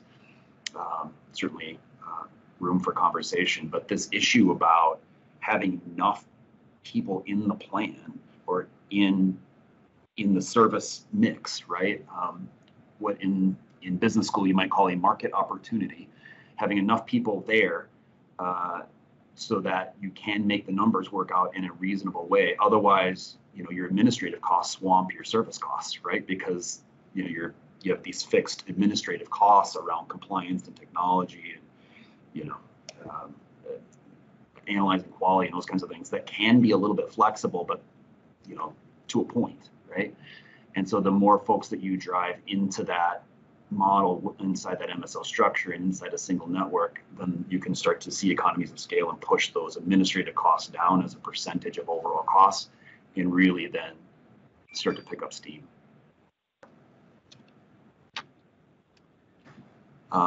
So what do we need to deliver? We know we need to have network adequacy. That's what health plans will call it. We need to be in all parts of Minnesota, or at least across all parts of their geography, because we're talking to nearly all the plans, including many of the private sector plans that are still new to Minnesota and competing for market share. It's very clear that we need to be in all their geographic areas. It's also true for health systems. They want to serve all the folks in their catchment area as well. And so you see, like, for example, Sanford, big partner for us. Essentia is another great big partner for us. And, they don't just think about their metro populations. They think about the Worthington Clinic and the Virginia Clinic. And those needs and those communities are always present in the conversations. We need to create efficient processes for service delivery, billing claims, and healthcare compliance, really managing, the delay here between the payment and the claim submission. And when I think about, again, who is in our network, we're thinking about these community-based organizations who don't sit on a huge reserve that they can tap while they wait for a health plan to pay their claim back in 30, 60, or 90 days, right? They don't have that kind of cash sitting around. So to have somebody that can manage that aging on the billing side, it brings them some value. And then to maintain data integrity and security, which we know is so important, especially today when it seems like every other day there's a major security breach. Apple, I know my iPhone, it's constant updates for security reasons. Microsoft, the same thing. So we know that data integrity and data security are top notch. We put ourselves, in fact, we just got an audit on our data security and our security and technology posture here. And we're among the industry leaders for that now because we've prioritized it, because we know it's so important. So that's what we know we need to deliver, and then to deliver it across the state in a really manageable way. Now, we talked a minute ago about expertise in network solutions, and we have, as I mentioned earlier, we've got some others who are using our software system to manage networks like the one we've created in their states. So we have networks in Illinois, Texas, Maine, and North Dakota that offer a similar set of services with a very similar vision for where they're going in the future, who needed technology. Now we're starting to see opportunities for economies of scale by bringing in public health organizations in those states, and which often have CDC funding or other pots of funding that are not typical for a community-based organization network, certainly not one that's rooted in the Older Americans Act. So that's a unique way to think about our role and about our partnerships, including budding and really great partnerships, especially over the last couple of years with the Minnesota Department of Health. Really can't say enough good things about the work that we've done with them and the staff over there. And we're seeing that kind of interest in other states as well. But primarily today, it's around the software that we license. And we know that it's important to make that software look and feel like that state, right? Because folks like to see pictures of their communities on the website. And so we make sure to make that possible, and then we just serve as the quiet back end to that work. The Administration for Community Living, which is the federal agency that oversees and administers the Older Americans Act programs, along with some other things, recently gave us a direct grant, both for our falls prevention work and then also what they've called a network lead entity grant, which focuses on us expanding these other home and community-based services, and then also to explore going across state lines. We've had formal interest from the North Dakota Department of Health and the North Dakota Department of Human Services to bring this work across that border. The very rural nature of that state is something that they're going to have a hard time with around scaling. We go back to this number of heads in the thing. There just simply aren't enough North Dakotans to float a full-on administrative structure like we've built here. Now, if we can extend that across a region, now you've probably got something, because you've got enough people in the thing to make it work. So I guess, the last thing I would say here is that it's time to meet the 21st century needs of older adults with the 21st century solutions. I think we've all had the great fortune in our Older Americans Act world to be the beneficiaries of visionaries who created the Older Americans Act. And for those of you who have been around in this work for a long time, have really helped to create the place where we are now, to give us a solid foundation to go to the next step. So respect those who came before you. I think that's absolutely true here. I also think what we have built in the past is not sufficient for the future. And we all know and can go on and on about what those things, what we need to do. And we've had some conversation about that this morning. But I think we've really got to start looking at these, at the numbers. The Washington Post wrote an article a couple of months ago now that showed that, in 2017, I think it was 2017, 94% of older adults had a prescription that would have made them fall, right? Or could have led to a fall, I should say, could lead to fall, increasing their risk of falling, right? In 1999, that number was 57%. So in other words, we talk about these risks of falls and that being a big issue for Minnesota, right? The prescriptions in some ways are driving that, particularly for populations where they've got chronic disease, like diabetes and other things driving this risk of falling. And then, I would say something else though, that the opioid issue, which we see especially in rural communities, but really everywhere, is an issue. And I think there's an opportunity here to partner more closely with healthcare sector organizations, both plans and providers, and community-based organizations to really work together. A few months ago, I just cold called Alina's United Pain Clinic like I was going to be a patient. I just said, how long is it going to take me to get in, right? 6 months, right? So if I have now gotten all the opioid prescriptions my doctor will prescribe me, and the doctor turns to me and says, I'm sorry, all I have for you is Tylenol, and I don't have anything else, right? The provider suffers because it looks like the provider doesn't care. Patient satisfaction scores are going to go down. The other parts of the system are going to get hit, and most importantly, that person is not going to receive the help that they need, often tragically then turning to opioid abuse, buying it, or acquiring it in other ways that ways they shouldn't acquire it. And so we think that getting a little more upstream on these problems, particularly through our chronic pain self-management program, will be helpful. We're starting to integrate community health workers in clinic settings, exploring that. It's piloting it now, one at the Health Partners Neuroscience Center, soon at another couple of Health Partners clinics. We also have somebody at Sanford's Worthington Clinic. And then we're also working with Pres Homes to have a CHW in a community-based setting to see how that's different. So what we'll have is a specialty setting, a clinic setting, and then a community-based setting to see if putting a real person in the mix makes a difference. I think having a real person in the mix makes a difference.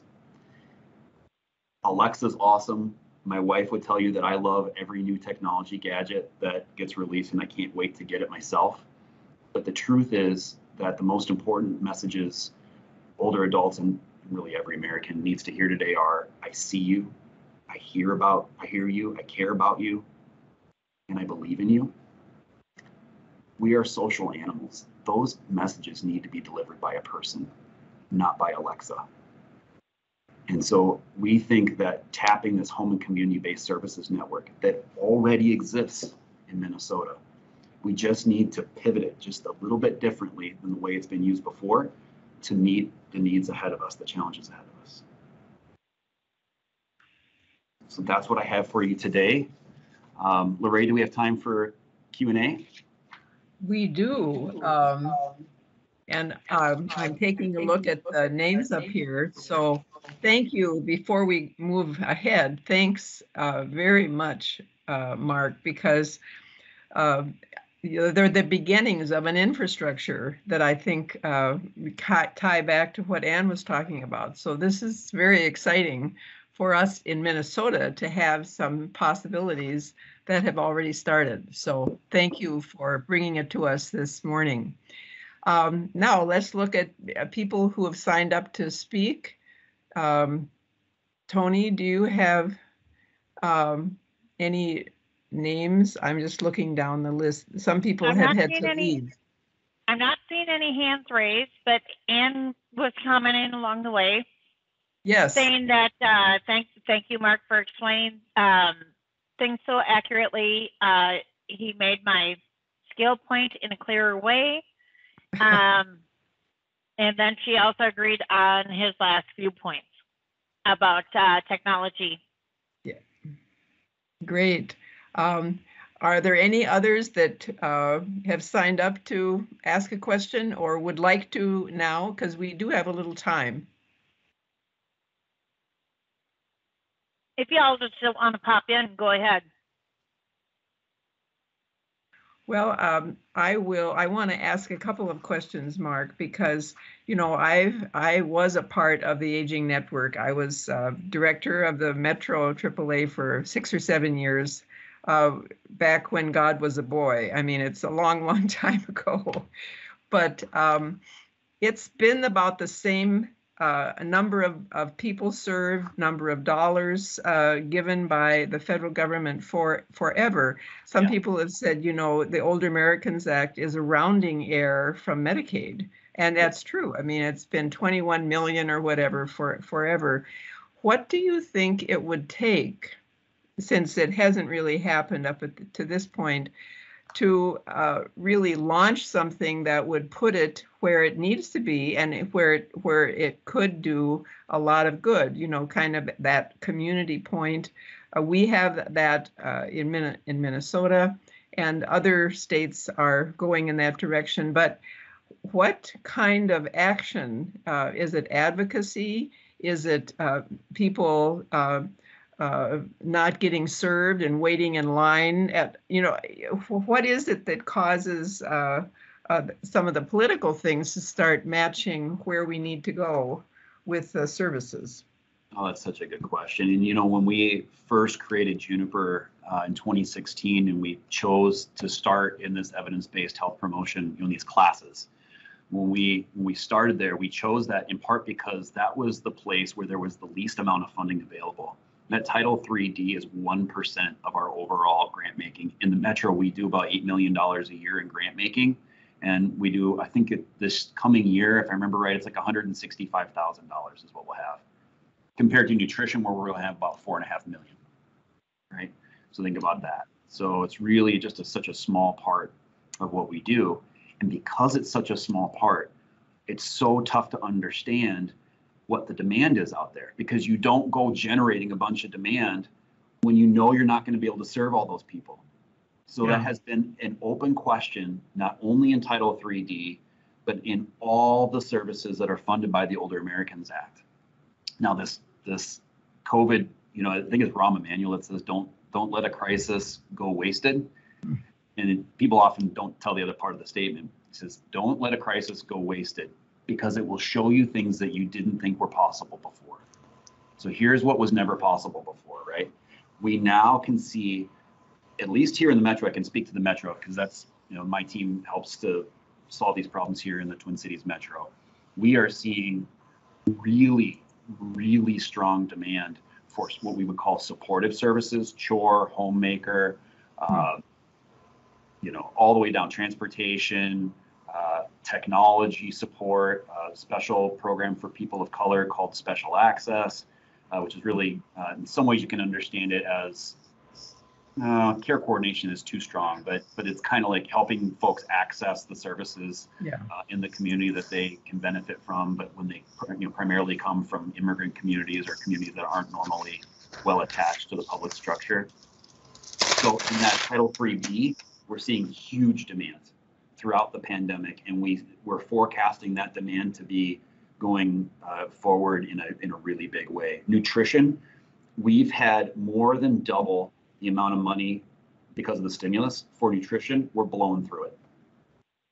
So we'll come in this year having spent plus or minus, I think the current forecast will be plus or minus 7% after doubling our total amount of funding. So we'll do $10.1 million, I think is what our total obligation is this year. And I think we'll spend all of it. If I was betting, that's what I would bet. And the trouble is next year we're forecast to see that cut in half, right? Because the federal stimulus is going to go. And so then what do you do? Right now, Lorraine, your point about people sitting on a wait list and not getting services at a time when those services are needed, Now that's not to say it's hopeless. In fact, I heard an interview this morning with the CEO of Feeding America, and she said that there are, I think she said 35 million Americans today who are food insecure, which is a lot of folks. And you forecast that going forward, so it's a lot of people going forward. But in the financial crisis in 2008, it was 52 million. So we have made progress, and we can solve these problems, or we can at least make a dent. But it's a considerable hurdle when you know that a year from right now you're going to have half the money you had this year. Wow. I had one other quick question. You had said something about the community organizations that you're working with. Are there, what kinds of organizations are there, and are they pairing with the health plans or the health networks, like, I don't know, American Red Cross, or some of the other nonprofits that have the same vision in certain ways? Is the health plan saying, well, we're going to do it because we can do it faster or cheaper or whatever? Or are there, growing partnerships with other groups who could help with advocacy and with, some of the other issues that would help, make this network a bigger one? Everybody's got their own spin on that question, of course, but the through line, I think, for health systems and for health plans is they will say, in the end, they don't do that kind of stuff very well, the community-based stuff. And they want a partner to help them. So, health plan will say, we manage medical claim risk, right? That's why we exist. That's what we're here for. We don't do social care. That's not why we're here. Now, they understand the benefit of getting there. It's not that they don't think it's useful or they don't want to do it. They believe in the same things, I think, that I believe in Lorraine, that you do. Yeah. But the question is what their organization exists to do, right? And so that's why I think a partnership with a group like us is useful for them. And the same is true of health systems who do a really great job inside the four walls of the clinic or hospital. But they don't have time to sort through all the issues with the caregiver when they're on a 15-minute clinic appointment. Yeah. And so, it's just that, and that's what we do, right? So that's why the senior linkage line exists, and there's more need for that kind of thing throughout the state. Now, you asked also about the community-based organizations. What we're seeing is, I think, we're starting to see a different mix of community-based organizations. It started with, again, those folks that have been funded by the Older Americans Act, primarily small nonprofits across the state. We are seeing continued interest from those groups, but we're also starting to see folks like what I would call like a sole proprietor. Somebody who says, you know, look, I offer classes at the YMCA, and I'd also like to start offering one of these Juniper classes. And now they're starting to offer those kinds of things together. I could imagine certainly small LLCs or contractors who provide chores, like a lawn mowing service, who might want to come in and do like a chore service. And so I think that's allowing, you know, the AAAs to now think about who is our partner in a different way. And I think that's great, honestly. Yeah. They've been really good. And Jason can get into some of that too when we move to him in another few minutes. Well, I asked a few questions. Do other people have questions for Mark? John's got a hand okay. up. Go ahead, John. John O'Leary here. I'm really intrigued by both the work you've done on falls, because I did a fair amount of consulting work on falls a few years back, but also the services that you're providing, things like exercise and things of that nature. I've also looked at a little bit on your course list. I think you do some stuff with meditation. Is that true as well? Here's my question. My question is this: in terms of, if you talk to medical people at a policy level, they will tell you that there are 5 or 6 things that really could be better managed by folks as they get older, that would mitigate some of the kind of chronic diseases we're talking about. Things like diabetes, for example. Cognition, huge issue. Right. Folks on the medical side at Harvard Medical School and other places like that, really talk a lot about the idea of exercise, nutrition, stress management, socializations, brain stimulation as sort of being a 5 key pieces of that. And you're dealing with at least 2 or 3 of those. And so I guess the question is, what as you're looking at sort of the numbers and sort of seeing things, what help could you use in terms of better showing the business case, both to the healthcare providers, but just in general, people like, for example, long-term care insurance companies, better showing the business case for how these kinds of services can actually help them mitigate and reduce some of their claims? Yeah. Well, I think, the problem that we've got, John, is accessing the claims data. So, we started to build our network in 2016 in this sort of new model. With the AAA's help across the state, we did a lot of development work to try to explain this vision across Minnesota, but that takes time. And so it really wasn't until 2019 where we started to see enough traction. And the trouble with Medicare claims, if you aren't a plan or a health system and you don't hold those claims today, the delay in accessing them can be 5 years before you start to see, right? So if it's 2019, I'm looking out right into 2022, 2023, maybe 24, before I can get enough people in my sample to really start to show that evidence. And so we just haven't been, we're just not mature enough as an organization to demonstrate that kind of return. But I think you're right. And I haven't talked to anybody who doesn't think that there's got to be something here. The question is how much is here, right? And because those falls numbers are, frankly, again, just so gaudy, it's just, there almost has to be ROI there. Now the question is for whom? Right? Is it the right population? The plans will say, is it my member? Is it my member that is, did you prevent something for a member that had a complicated situation? Or are you just helping people who were never going to fall in the first place, or we're going to have, limited impact from a fall? So I think all those questions are still open questions, but there's got to be some benefit. I don't talk to anybody that doesn't think there's no benefit. Yep.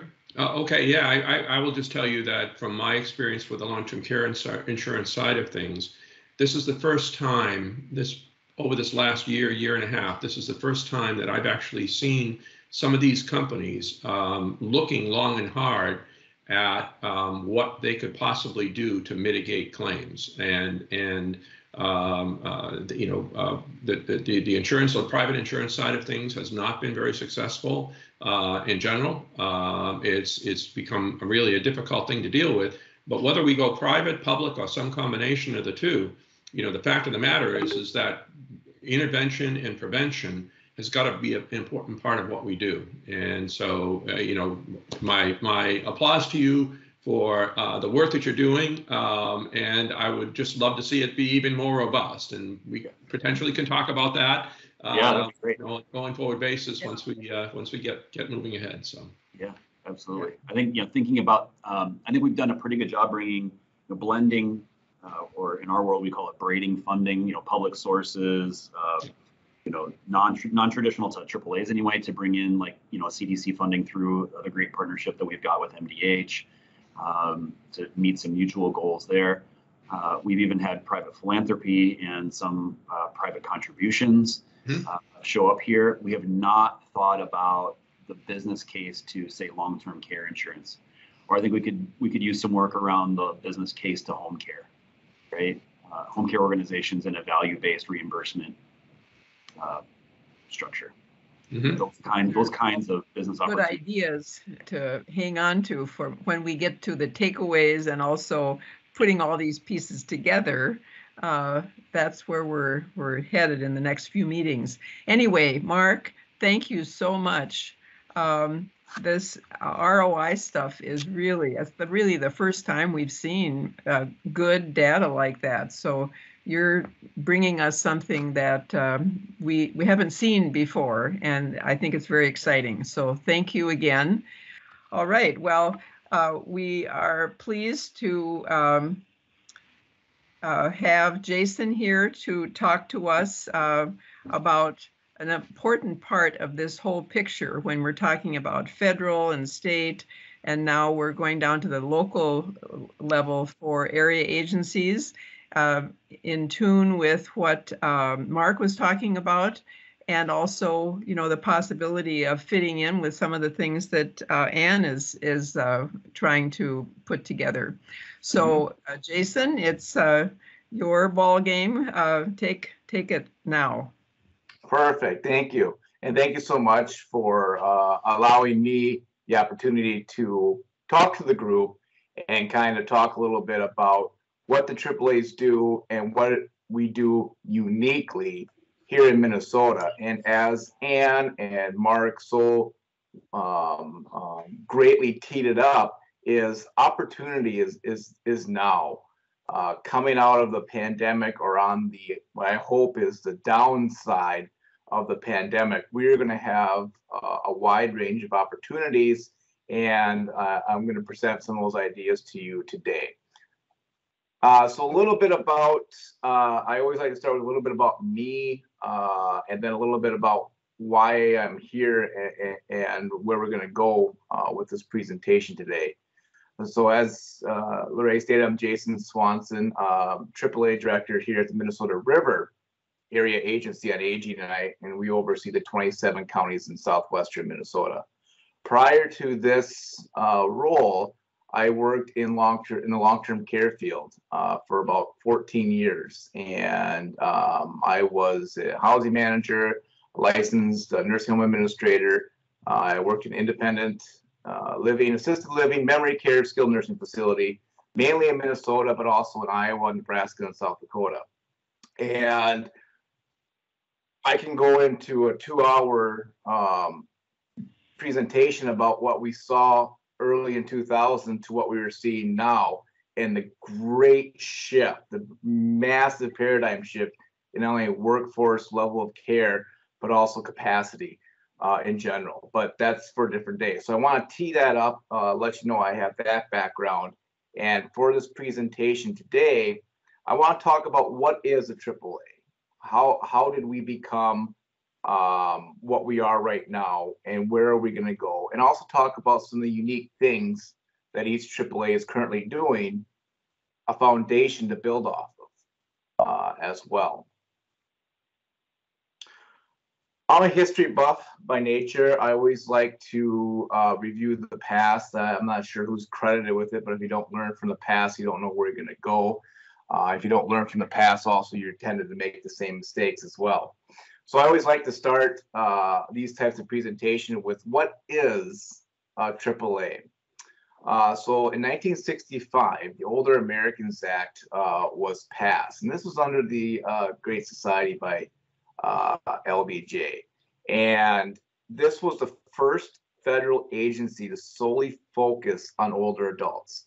At that time, it was defined as 65 and older. That's shifted now to 60 and older. So for this presentation, when I refer to older adults, I'm going to be referring to those over the age of 60. This mandated state and territorial units, oversight for the aging network, and also set up an eligibility and distribution in each state as well. The real focus was to be on the greatest economic and social need, those that needed the most assistance. This included low-income minorities as well. In 1973, an amendment was passed which created AAAs. Right now, there's over 620 AAAs scattered throughout the 50 states and the 6 territories in the United States of America. So what is a AAA? We are on-the-ground organizations. We were designed to be local. We were designed to be embedded in the community so that we could get the regions, we could get the community structure and the community cultures, because every region in the state is not the same. Everybody's a little bit different. So the AAAs was set up to make sure that we are on the ground and participating in each community. So we have the pulse, if you will, of that community. Older Americans Act regulations specify that we serve as a public advocate. We like to think of ourselves as the voice of older adults. We want to be out there driving, working on policy issues, talking to elected officials. And we've recently branched that out to include businesses, to community-based organizations, making sure that people continually to talk about older adults on a regular basis. The one thing that I get excited about is driving awareness. You know, when you talk about building a new school, which happens quite a bit, at least in the Minra area, one thing I like to talk about with school board members when they had the time prior to COVID was, what do you think about to make it intergenerational? What do you think about including it in the summer to include some senior college courses? What about adult basic education and caregiving? And really thinking about how can we use a building that's designed for 180 days out of the year to make it 365.25 days out of the year as well. So that's one thing that I get excited about is driving the awareness, advocating for older adults, and seeing where there's opportunities in this as well. So let's get out of the generality world, if you will, and let's talk about M4A specifically. Who is M4A? What is M4A? Things along that line. The Minnesota Association of Area Agencies on Aging is made up of the 7 area agencies on aging here in the state of Minnesota. M4A is made up of the 7 directors, and that we come together on a regular basis to collaborate on different opportunities and projects, communicate about what are the current trends and what do we need to look at, and so on and so forth. And as Mark said, to start seeing where there's potential for innovations and where we can be the driver of those innovations as well. I always like to include this map, a visual guy as well as a history guy. But I want to show you the spread of the land. We cover obviously the entire state of Minnesota, but we're a little bit unique here in the state of Minnesota in that we also have the traditional 6 AAAs signed up by a region, but we also have the fortune to have the Minnesota Chippewa tribe, or the Minnesota Indian Area Agency on Aging, participating with us as well. They work primarily with the 4 Chippewa tribes: Bois Forte, Grand Portage, Leech Lake, and White Earth. But they also have a presence with Mille Lacs and Fond du Lac.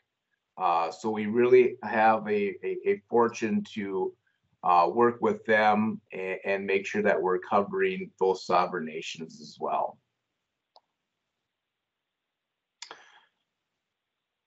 N4A, this is kind of a nice little, this is what we do in general.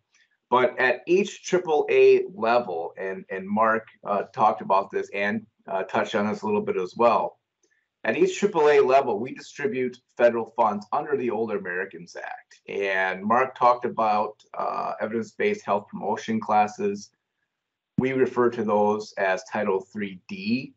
And that is the smallest pot of money that we have based on everything else. There's 4 pots of money that we work under for the federal Older Americans Act. The first is Title 3B, and that's supportive services. That's our second largest pot out of the bunch. And that focuses on chore, homemaker, transportation, technology, education, awareness, and information assistance, to name a few. The biggest pot that we have is Title 3C, and that is nutrition services, congregate dining, and home delivered meals. As Mark said, we've had a significant increase with the federal stimulation, our federal stimulus dollars that came out, and we've blown through those. And hat tip to all of our nutrition providers here in the state of Minnesota, who quickly and efficiently pivoted from congregate dining setting on March 12th to March 17th, everything is curbside or a home delivered meal. It was a truly amazing task to keep the meal service going and to keep our most vulnerable population, giving them a service on a regular basis. We saw numerous innovations with that, and I'm gonna go tangent right here. Numerous innovations with that. We saw some nutrition providers go to curbside pickup. Some went to frozen meals where an individual could get up to 10 meals at one pickup. And then one in our area actually started this pre-COVID, but was able to expand it. And Commissioner Pollock was there as well to see this. It's called the hot cold food truck that Prairie 5 does. So it's basically like, I call it the Schwann's truck that goes around and is able to deliver home delivered meals to deep rural areas. So kudos to them. Off the tangent. Title 3D, as I mentioned, is the smallest one, and that's the evidence-based classes, as Mark talked about. The last one is Title 3E, and that's caregiver supports. We've recently seen in the Older Americans Act expansion in the services that we can offer, not just older adults, but also for caregivers, and it does not matter the age. What we can do for them, respite, support, training, and other needs that they've seen. So we're seeing a growth in that one as well. So that's fund distribution there as well. We also support for older adults to live independently and safely, as long as they can, in the home that they choose. A lot of older adults want to live as long as they can in their own home. And that's something that we support. And that's something that we want to assist with them to the best of our ability. I brought up my history earlier to say that there's not going to be a shortage of census for skilled nursing facilities and assisted living coming up.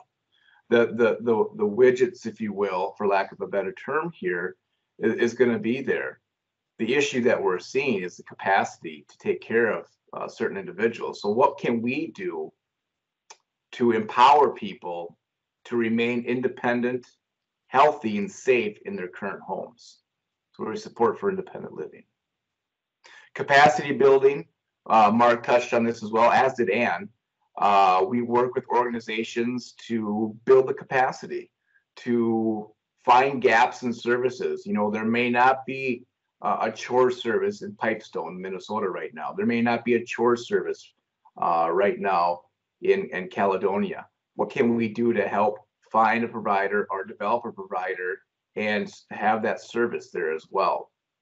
An interesting thing that we saw during the COVID pandemic, right away at the beginning, we were giving out dollars quick turnaround to find new organizations to help. The greatest example that we found was right before winter, an organization came to us and said, we want to help our community. We know that there's people struggling. We know that there's issues going on, and people aren't getting services because of snow. Going down long gravel roads in the rural country, meals weren't being delivered. Postal service seemed to be stopped at some points because they couldn't go down some roads. So we had what the gentleman's business name was Freaky Environmental Services. They applied for a grant to do snow removal and to help deliver goods, groceries, home delivered meals, and so on and so forth. Their business is porta potties. Think of that shift for a second. This gentleman runs through 4 states a porta potty service, and he saw a need in his community, and he took action, said we can help these individuals right now.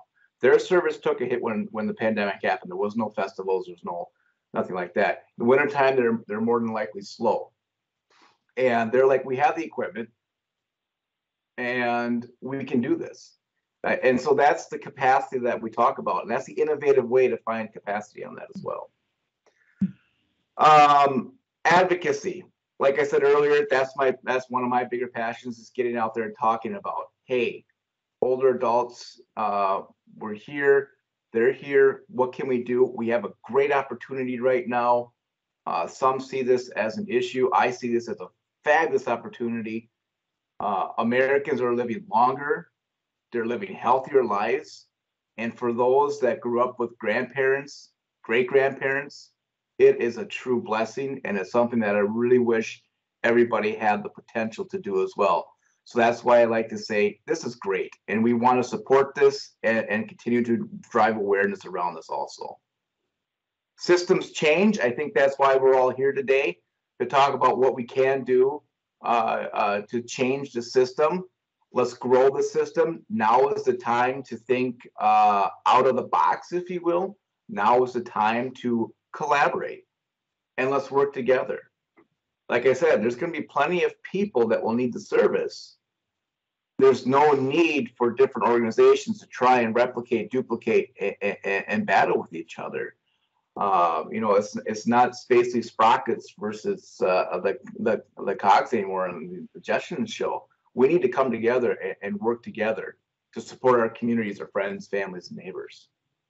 Last, and I'll touch on this here in a little bit, information assistance. And we are fortunate enough here in the state of Minnesota, and for those that helped establish this wonderful network, I'm talking about the Senior Linkage Line and how that's really started to connect people, link people to services, and an opportunity to grow on that as well. So as I mentioned, there are 7 AAAs here in the state of Minnesota. When you see one AAA, you haven't seen them all. Every AAA is a little bit different, but there's some basis to everything that we do. 6 of the 7 AAAs partner with the Minnesota Board on Aging, which is housed in Assistant Commissioner Pollock's division, and we operate the Senior Linkage Line, the 1-800 number. And I got a slide on that here in a little bit, and we'll talk about. Each AAA, all AAAs act under the Older Americans Act. The Minnesota Indian Area Agency on Aging also covers Title VI. We do Title III funding. They also have Title VI funding as well. All AAAs create, develop, and submit an area plan to the Minnesota Board on Aging on an annual basis. This is to update them on our progress, what we're doing, and to find gaps and where we can be of support. Every year, MBA allocates dollars to each AAA under the interstate funding formula. That's how we get the dollars to each AAA, and that's based on a somewhat complex dollar funding formula based on census and so on and so forth. And this allows each AAAs to work within their communities to serve older adults and caregivers. The aforementioned slide of Senior Linkage Line, this is a statewide information assistance and referral source. So if you pick up the phone right now or after my presentation, I'd appreciate it. After my presentation, and call 1-800-333-2433, you would get a representative from the state of Minnesota. And they have access to all the data that MDH, Minnesota Department of Health, has put together about services and opportunities out there and what we can do. And they can guide any consumer, caregiver, organization, discharge planner, social worker to a service that their client or individual needs. One thing that I'm really excited about is the chat feature that we've been seeing an increase in growth on at minnesotahelp.info. You can jump on there right now, actually, and chat a question, and you will get somebody to respond to you this day with an answer and some resources for it as well. So we have that base, and I want you to remember that as I go further here in the presentation. So Senior Linkage Line, they do the mainly known for open enrollment time, which is coming up October 15th. With the new health insurance rollout. It sounds like many of you are very well versed in that. They also provide pre-admission screening for those going into nursing home. And for those discharging from a nursing home, they also operate the Return to Community initiative as well. So I said every AAA has similarities, but every AAA is a little bit different too. And that's what makes it interesting. That's what makes it fun, honestly. So a few differences that are out there. You know, for example, Mark and Trellis, they operate the Juniper program. Here at MINRA, we operate a program called Veterans Directed Care, which is a self-directed program for veterans of any age. And that's not a part of the Older Americans Act. That's not a part of traditional AAA items, but that's just a unique service that we partnered with Veterans Affairs, Minnesota Board on Aging, and the Administration for Community Living. Not all AAAs are organizationally the same either.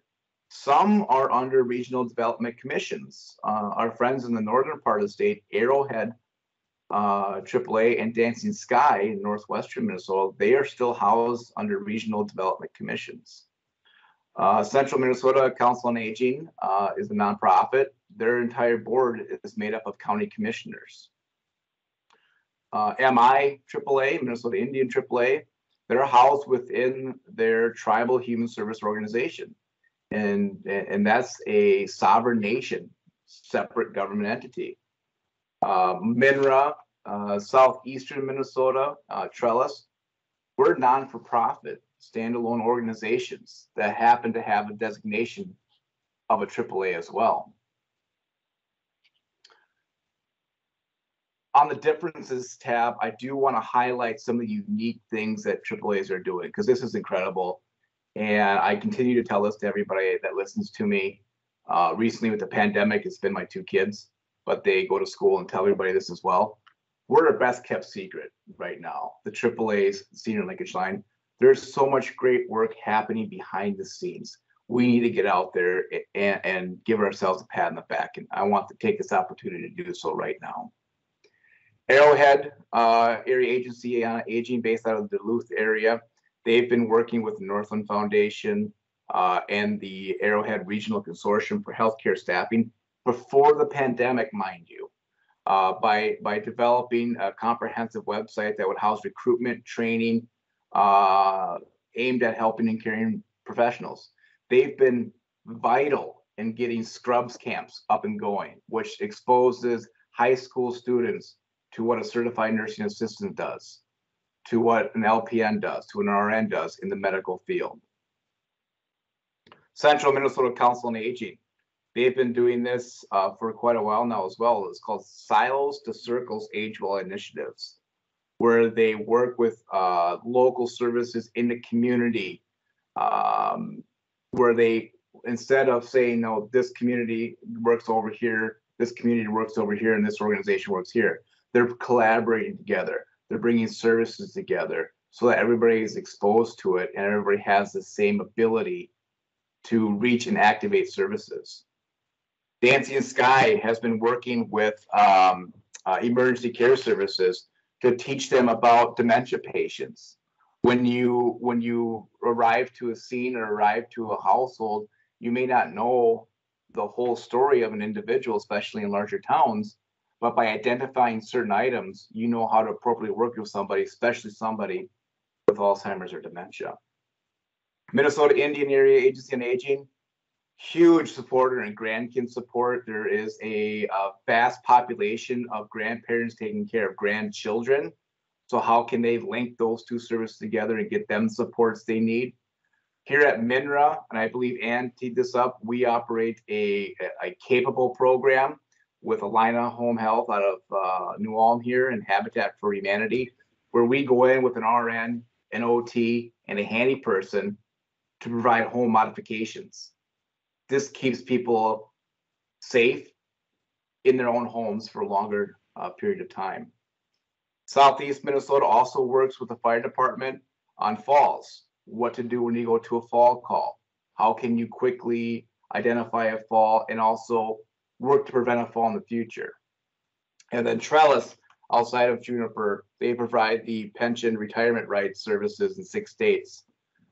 This is a backbone organization. They're also the backbone organization for the Act on Alzheimer's as well. This is just a few examples, and I encourage you to jump out to our website, mn4a.org, and you can see some more initiatives that we're doing. Whenever I do a presentation, especially at this caliber, I always like to leave with like, yeah, we know there's issues out there. We know there's gaps out there right now. But as Mark said, there's opportunities. I'm not able to quote his excellent quote, but I'll tell you what my grandfather told me. The best year to plant is the year after a disaster because the soil is more fertile. I think we're at that point now. We're going to be looking at getting back in the fields. COVID-19 exposed the power of collaboration. Go back to freaky environmental services. They're now doing chore services.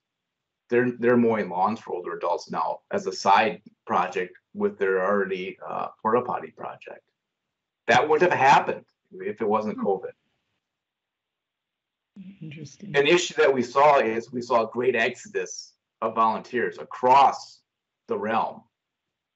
We've lost volunteers. We're not going to get them all back. How can we come together and work off of each other to fill that gap and void? A lot of talk. You heard it from Ann, you heard it from Mark. Social determinants of health. How can we get to people sooner rather than later? How can we identify someone's going to have a fall before they have that fall?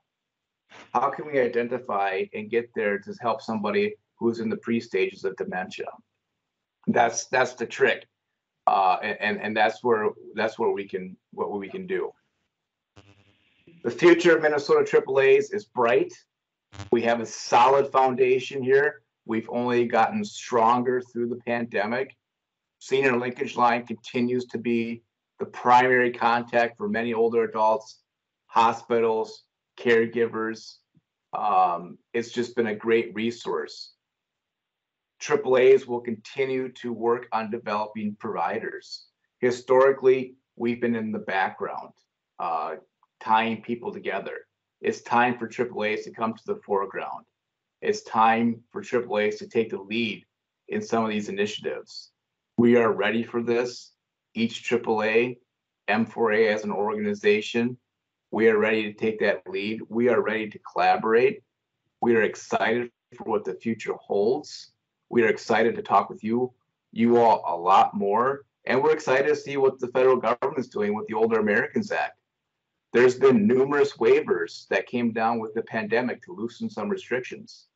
We're going to see some of the restrictions go onto the wayside because they saw the power that they've created and that they've unleashed. And success stories are out there. And that's our examples to go off of as well. So we're extremely excited to be in the position that we are. We're extremely excited to have this opportunity to talk with you all. And we're hopeful for the future. We're ready. As I said at the very beginning, the workforce is a concern. We are in crisis mode right now. I don't have any numbers that I can share at this time, but hearing anecdotally from former colleagues, they're in crisis mode right now. What can we do as AAAs? What can we do as the aging network, let's empower people. Let's give them the tools to be successful at home. Let's give them the connections, and let's build our organizations around their wants at a community level. So I'm excited. Thank you again, Lorraine, for having us. Would love to take questions, comments. I can stay on for 2 hours, 5 hours, and have this call. You have my contact information, so you can get a hold of me on that one as well. But thank you so much for this opportunity, and I'd love to hear any comments or questions. Jason, Pam Parker has a question for you. Perfect. Thank you, Tony. Hi, Jason, and maybe Mark might want to address this too. In thinking about the history of what infrastructure we do have in Minnesota, you know, it was largely built off the counties, who really only can do services for Medicaid. They can't really do services for you know, for other for non-Medicaid people, or except for a few things. You know, they're in behavioral health and everything, and they're doing some things around alternative care as well. But generally, they were based off Medicaid, and the AAAs. You know, were kind of charged with doing the other people, you know, whoever those people are. And then as we've moved forward with things like integrated programs, then the health plans have become involved, and in many cases they've partnered with the counties, and now we see, you know, they're also partnering with the AAAs, which is great. But what I'm wondering is, how is that handoff, or how is that working between what the counties do and the AAAs do? And I mean, you mentioned that in some cases the counties are actually sponsoring the AAAs, but I'm just wondering about that interface, and if there's something, you know, especially around the way it works in the senior linkage line, if there's something there that we need to build off differently or look at differently, rather than just relying on the counties as we have for so much of the network development, for instance, and for even the Medicaid services. You know, they've been in charge of that, and I'm just wondering how we could think about broadening that, and what your ideas are on that, both of you.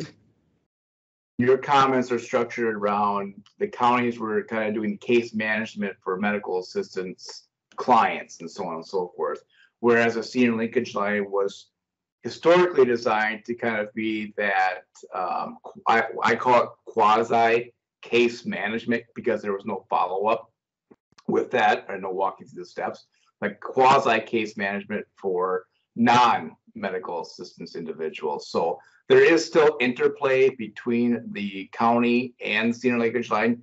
Actually, it's been really good. In the last couple of years, it's been built back. I don't know if there was some hard feelings at the beginning when it rolled out or not, but I don't see the senior linkage line as a case management as the county does with medical assistance. And I don't know if it was designed or built to do that, but I don't see it as a future. That would be a great question for Ms. Carrie Benson and her team over at the Minnesota Board on Aging as they kind of operate that. That being said, is there an opportunity for case management expansion under AAAs? Yes. What would that look like without mimicking or replicating senior linkage line? I don't know. It might just be regional based, and it might be based out of a hospital and healthcare system as well. Mark, do you want to tag along or clean anything up on that one? Yeah, you know, I would just say, Pam, you know, the other thing, that this vestige of the historical county-based systems, what you often see then from providers of services, so the nonprofits that we work with, they'll say, you know, I will serve Hennepin County, but I don't go across the river into Ramsey, and vice versa, right? So we've got this long, I've sometimes called it a détente between the nonprofits themselves who don't want to compete in one another's regions. So I think having a sort of neutral entity in the way that we've built this MSO structure to say, okay, let's put this together in an intentional way so that we've got chore services and other services right in the right mix. I think can be useful. What we have heard, we work pretty closely with, in the Juniper work, with a couple of care coordination entities, one owned by a plan, and then one that plan with delegates or contracts with several other care coordination organizations. And what I've learned about care coordination is that is a job I'm glad I don't have.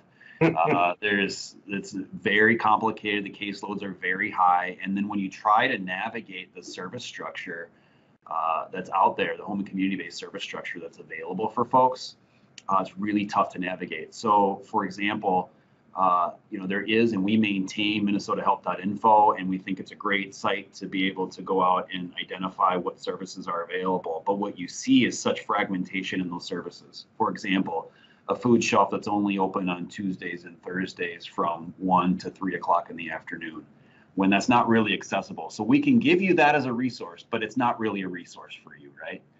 And that cuts across all the services, cuts across all the communities in our state.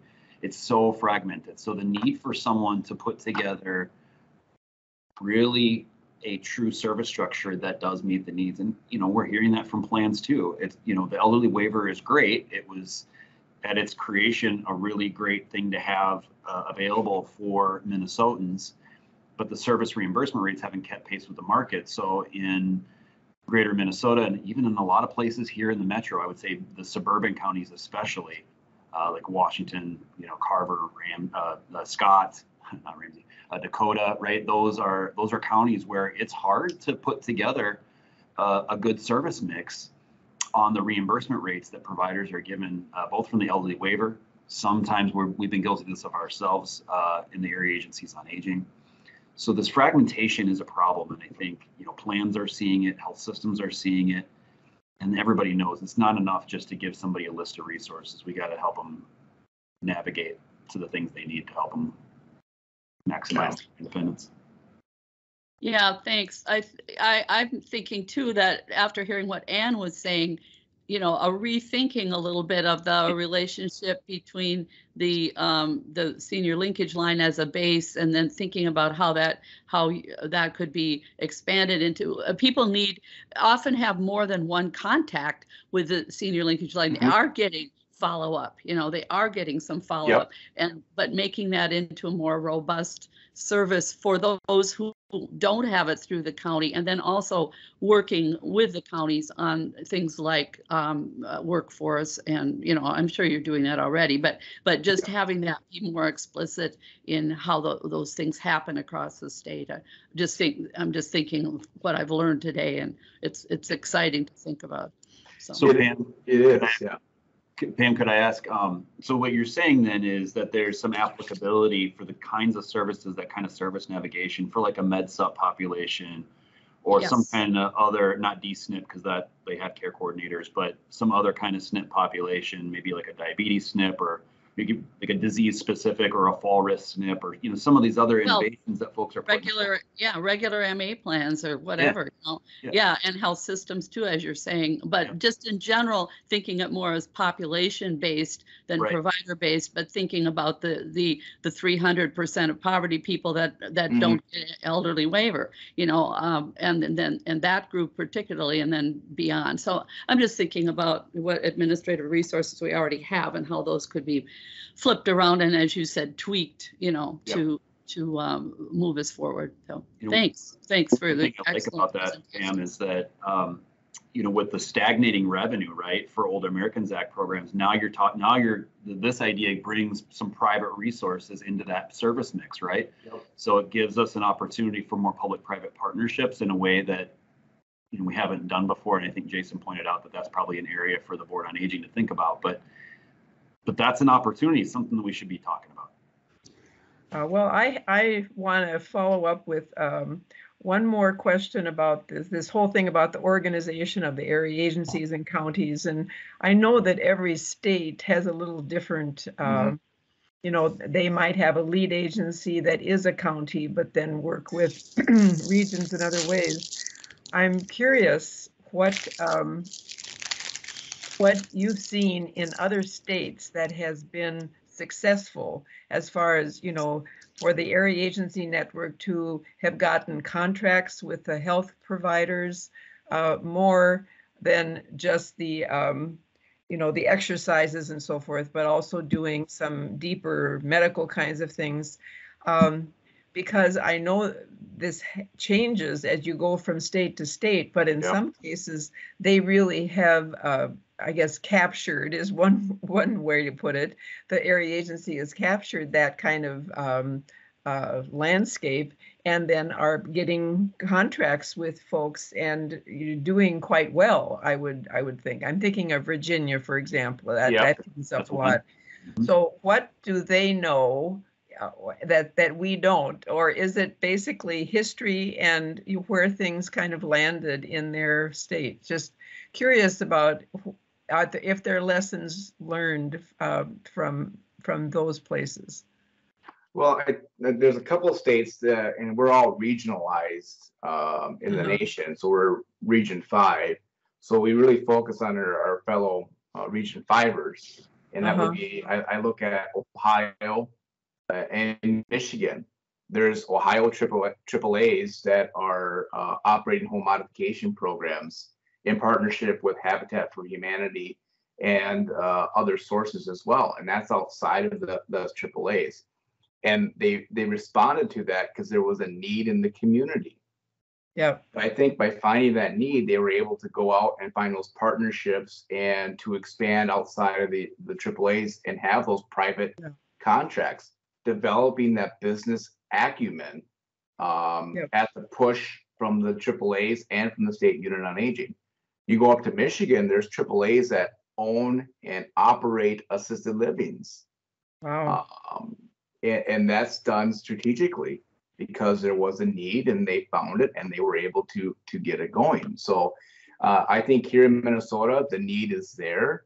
The AAAs need to have some business acumen out there and to be able to expand. And that's something that we've been working closely with the Minnesota Board on Aging, Carrie Benson and her staff, and Assistant Commissioner Pollock to say, as nonprofits such as Trellis and MINRA, let's look for opportunities where we can fill these gaps and do them ourselves. So I think it's out there. On health plans specific stuff, I usually call Mark, and Mark's able to update me on that. So I'll let him talk about that a little bit. Yeah, Jason highlighted a few of the bigger ones that I'm aware of. There's a similar stuff happening in New York. Yeah, I mean, it's fits and starts all over the country, even Alabama. We've heard about stuff happening there. You don't want to be behind. Is there anybody from Alabama on this call? You want to be behind Alabama, right? So we need to really think about where we're at with respect to these questions, because I think they're finding some opportunities that we don't have. Yeah.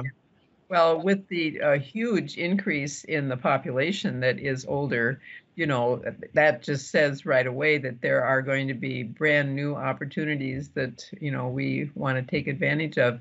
One quick question on the regulations that the Older Americans Act, they're re-looking at some of that. I know one of the things that was an issue when Juniper was starting is whether or not there can be money, nonprofit, profit, whatever, kind of mingling the funds.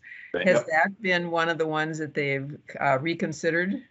Yeah, and there's new regulatory language specifically aimed at that issue. Oh, okay. So it's now pretty clear. And what I would say is, the board on Aging is well aware of our approach here and has offered letters of support. So I think some of that is still in discussion, but I don't think it was in the place it was at the inception of Juniper for sure. Yeah. I think we've made some progress there. And I know states across the country, state units on aging across the country have been thinking about the compliance issues and the regulatory issues related to those activities. So I know that there's further discussion coming. Okay. So certainly, but ACL's position is pretty clear. I mean, they fund us directly to do this stuff. I mean, it's explicit in our proposals. Yeah. That's a good point. I talk about the conversations with health plans and why that's important, and specifically the duals. So yeah. Blessed. and Mark hit the nail on the head. ACLs are federal kind of a contact to the government, and they're the ones that came out and are pushing some of these through their Aging and Business Disability Institute to develop network leads. So with the modernization of the Older Americans Act, the 2020 reauthorization, and future things coming down, it's a foregone conclusion. And if you're ACL saying, let's put down some more barriers, it's not erect anymore, let's keep Older Americans Act to what it was initially, and it was supposed to be a really least restrictive so we can do the most good in our communities. Let's not erect any other barriers, but let's make it and collaborate to the best of our ability. Well said. And I think that as we look at more of the work that we're trying to do in these big ideas, you know, this is a time to really look closely at what we've had in Minnesota for how many years? You know, we haven't had a lot of changes, and yet the system and the needs and a lot of other things are really, you know, popping at this point. And so maybe it is an opportunity for making some changes so that we don't have the most fragmented system. You know, a lot of people say, I love Minnesota, and they've got great services, but it's just one point at a time. And it makes it hard to, you know, pull that into a network or, you know, a plan of care if you're talking about lots of different agencies and, you know, things that are barriers. So that's something that we can put it as a takeaway, you know, an opportunity to make some recommendations for some changes in how things are organized and provided. Yep. Any other thoughts from people who are in the audience? Other questions that you might have?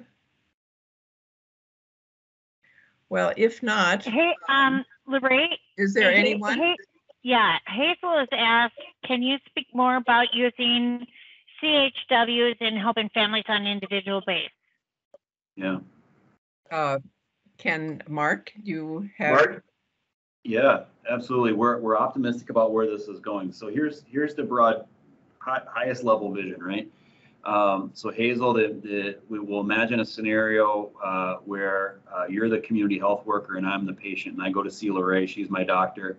So I go to Lorraine, and Lorraine comes in the room and she says, Mark, I'm sorry to tell you that we just got your blood work back, and we're seeing some problems. Where you're at risk for diabetes, and we see some other chronic conditions at play here. We need to get you some medical treatments that I can work with, you know, some drugs and some other things that I can use to help you here. But I think there might be some other services in the community that might also help you and me manage your care better. So you imagine like a care extension kind of conversation, right? Mm-hmm. She'll say, Mark, I want you to go down the hall and I want you to see Hazel. She's a community health worker. She's going to help you navigate some local resources that we can get you signed up for, that will get you put together. Now, the reason that I think this is so important to do at that point in care is because if your experience was like mine, I mentioned my caregiving experience. If you just hand somebody a list of things that might help them and then say, good luck, right? Not going to work. I mean, they're in a spot where the care is sufficiently complicated now where they're not going to be able to navigate it on their own. And Ann spoke to some of that at the beginning of today. So the community health workers stationed in the clinic can help navigate those services and get a person enrolled in the services that he or she may be eligible for. Because of the nature of the pilot and the funding that we have in play here, we try to encourage participation in Juniper classes, but we're screening for everything, right? So we're going to connect them to home delivered meals and the other stuff as they need it. We just don't have the funding explicitly focused on that stuff right now, but we're going to do it anyway. Does anyone else have questions or comments about our morning and the things that we've heard? If we have finished our discussion, I have a couple of things about the ongoing work that we are doing for Own Your Future. And in the next 2 or 3 months, we're going to have meetings like this on other big ideas and big topics. And then we're going to, in December, do kind of a summary of what we've done so far, and then begin to plan for the next phase, which is, we've been looking at a lot of issues related to financing and to the providers. Now, what we want to talk about is a lot of what was starting to come up here, which is, what does the consumer think? What do they want? What about the family caregivers? What kinds of things do they want in the delivery and in the assignment for long-term care financing? One of the first things that our speaker said this morning is that, she's been focusing on financing, and what she really realizes now is that the delivery is just as big an issue, or it needs to be looked at together. And we're kind of thinking that we need to have more time to think about what the customers, the consumers, and their caregivers need. So we'll be getting back to you with more information about how that would be organized. But we are on a long track here of putting together what we've heard in the last few months, what we'll hear coming forward from the consumers and the families, and then putting that together with the information that is going to be collected from our RFPs, people who are going to be doing actuarial work and that kind of thing for us to have a better picture of what the financing options would be. So there are many pieces to what we are working on, and we're happy that you've been with us so far, and you'll continue to get information on the meetings that we have. There'll just be 3 before the end of the year, but then we'll start out with a meeting with all of our panel to talk about how to shape the questions that we have about financing from the consumers. So keep your eyes open for things that will come email, and we'll look forward to having these additional discussions. Thank you so much to our speakers and to the great ideas that they've given us to consider and to put into the work that we're doing. And I hope that you can all be with us one way or another as we continue this planning process, looking at a huge issue for Minnesota, which is how to pay for our long-term care. I think we're done for the morning. Thank you so much for all of you being here and having good questions. And again, thank you to the 3 speakers for giving us real things to think about.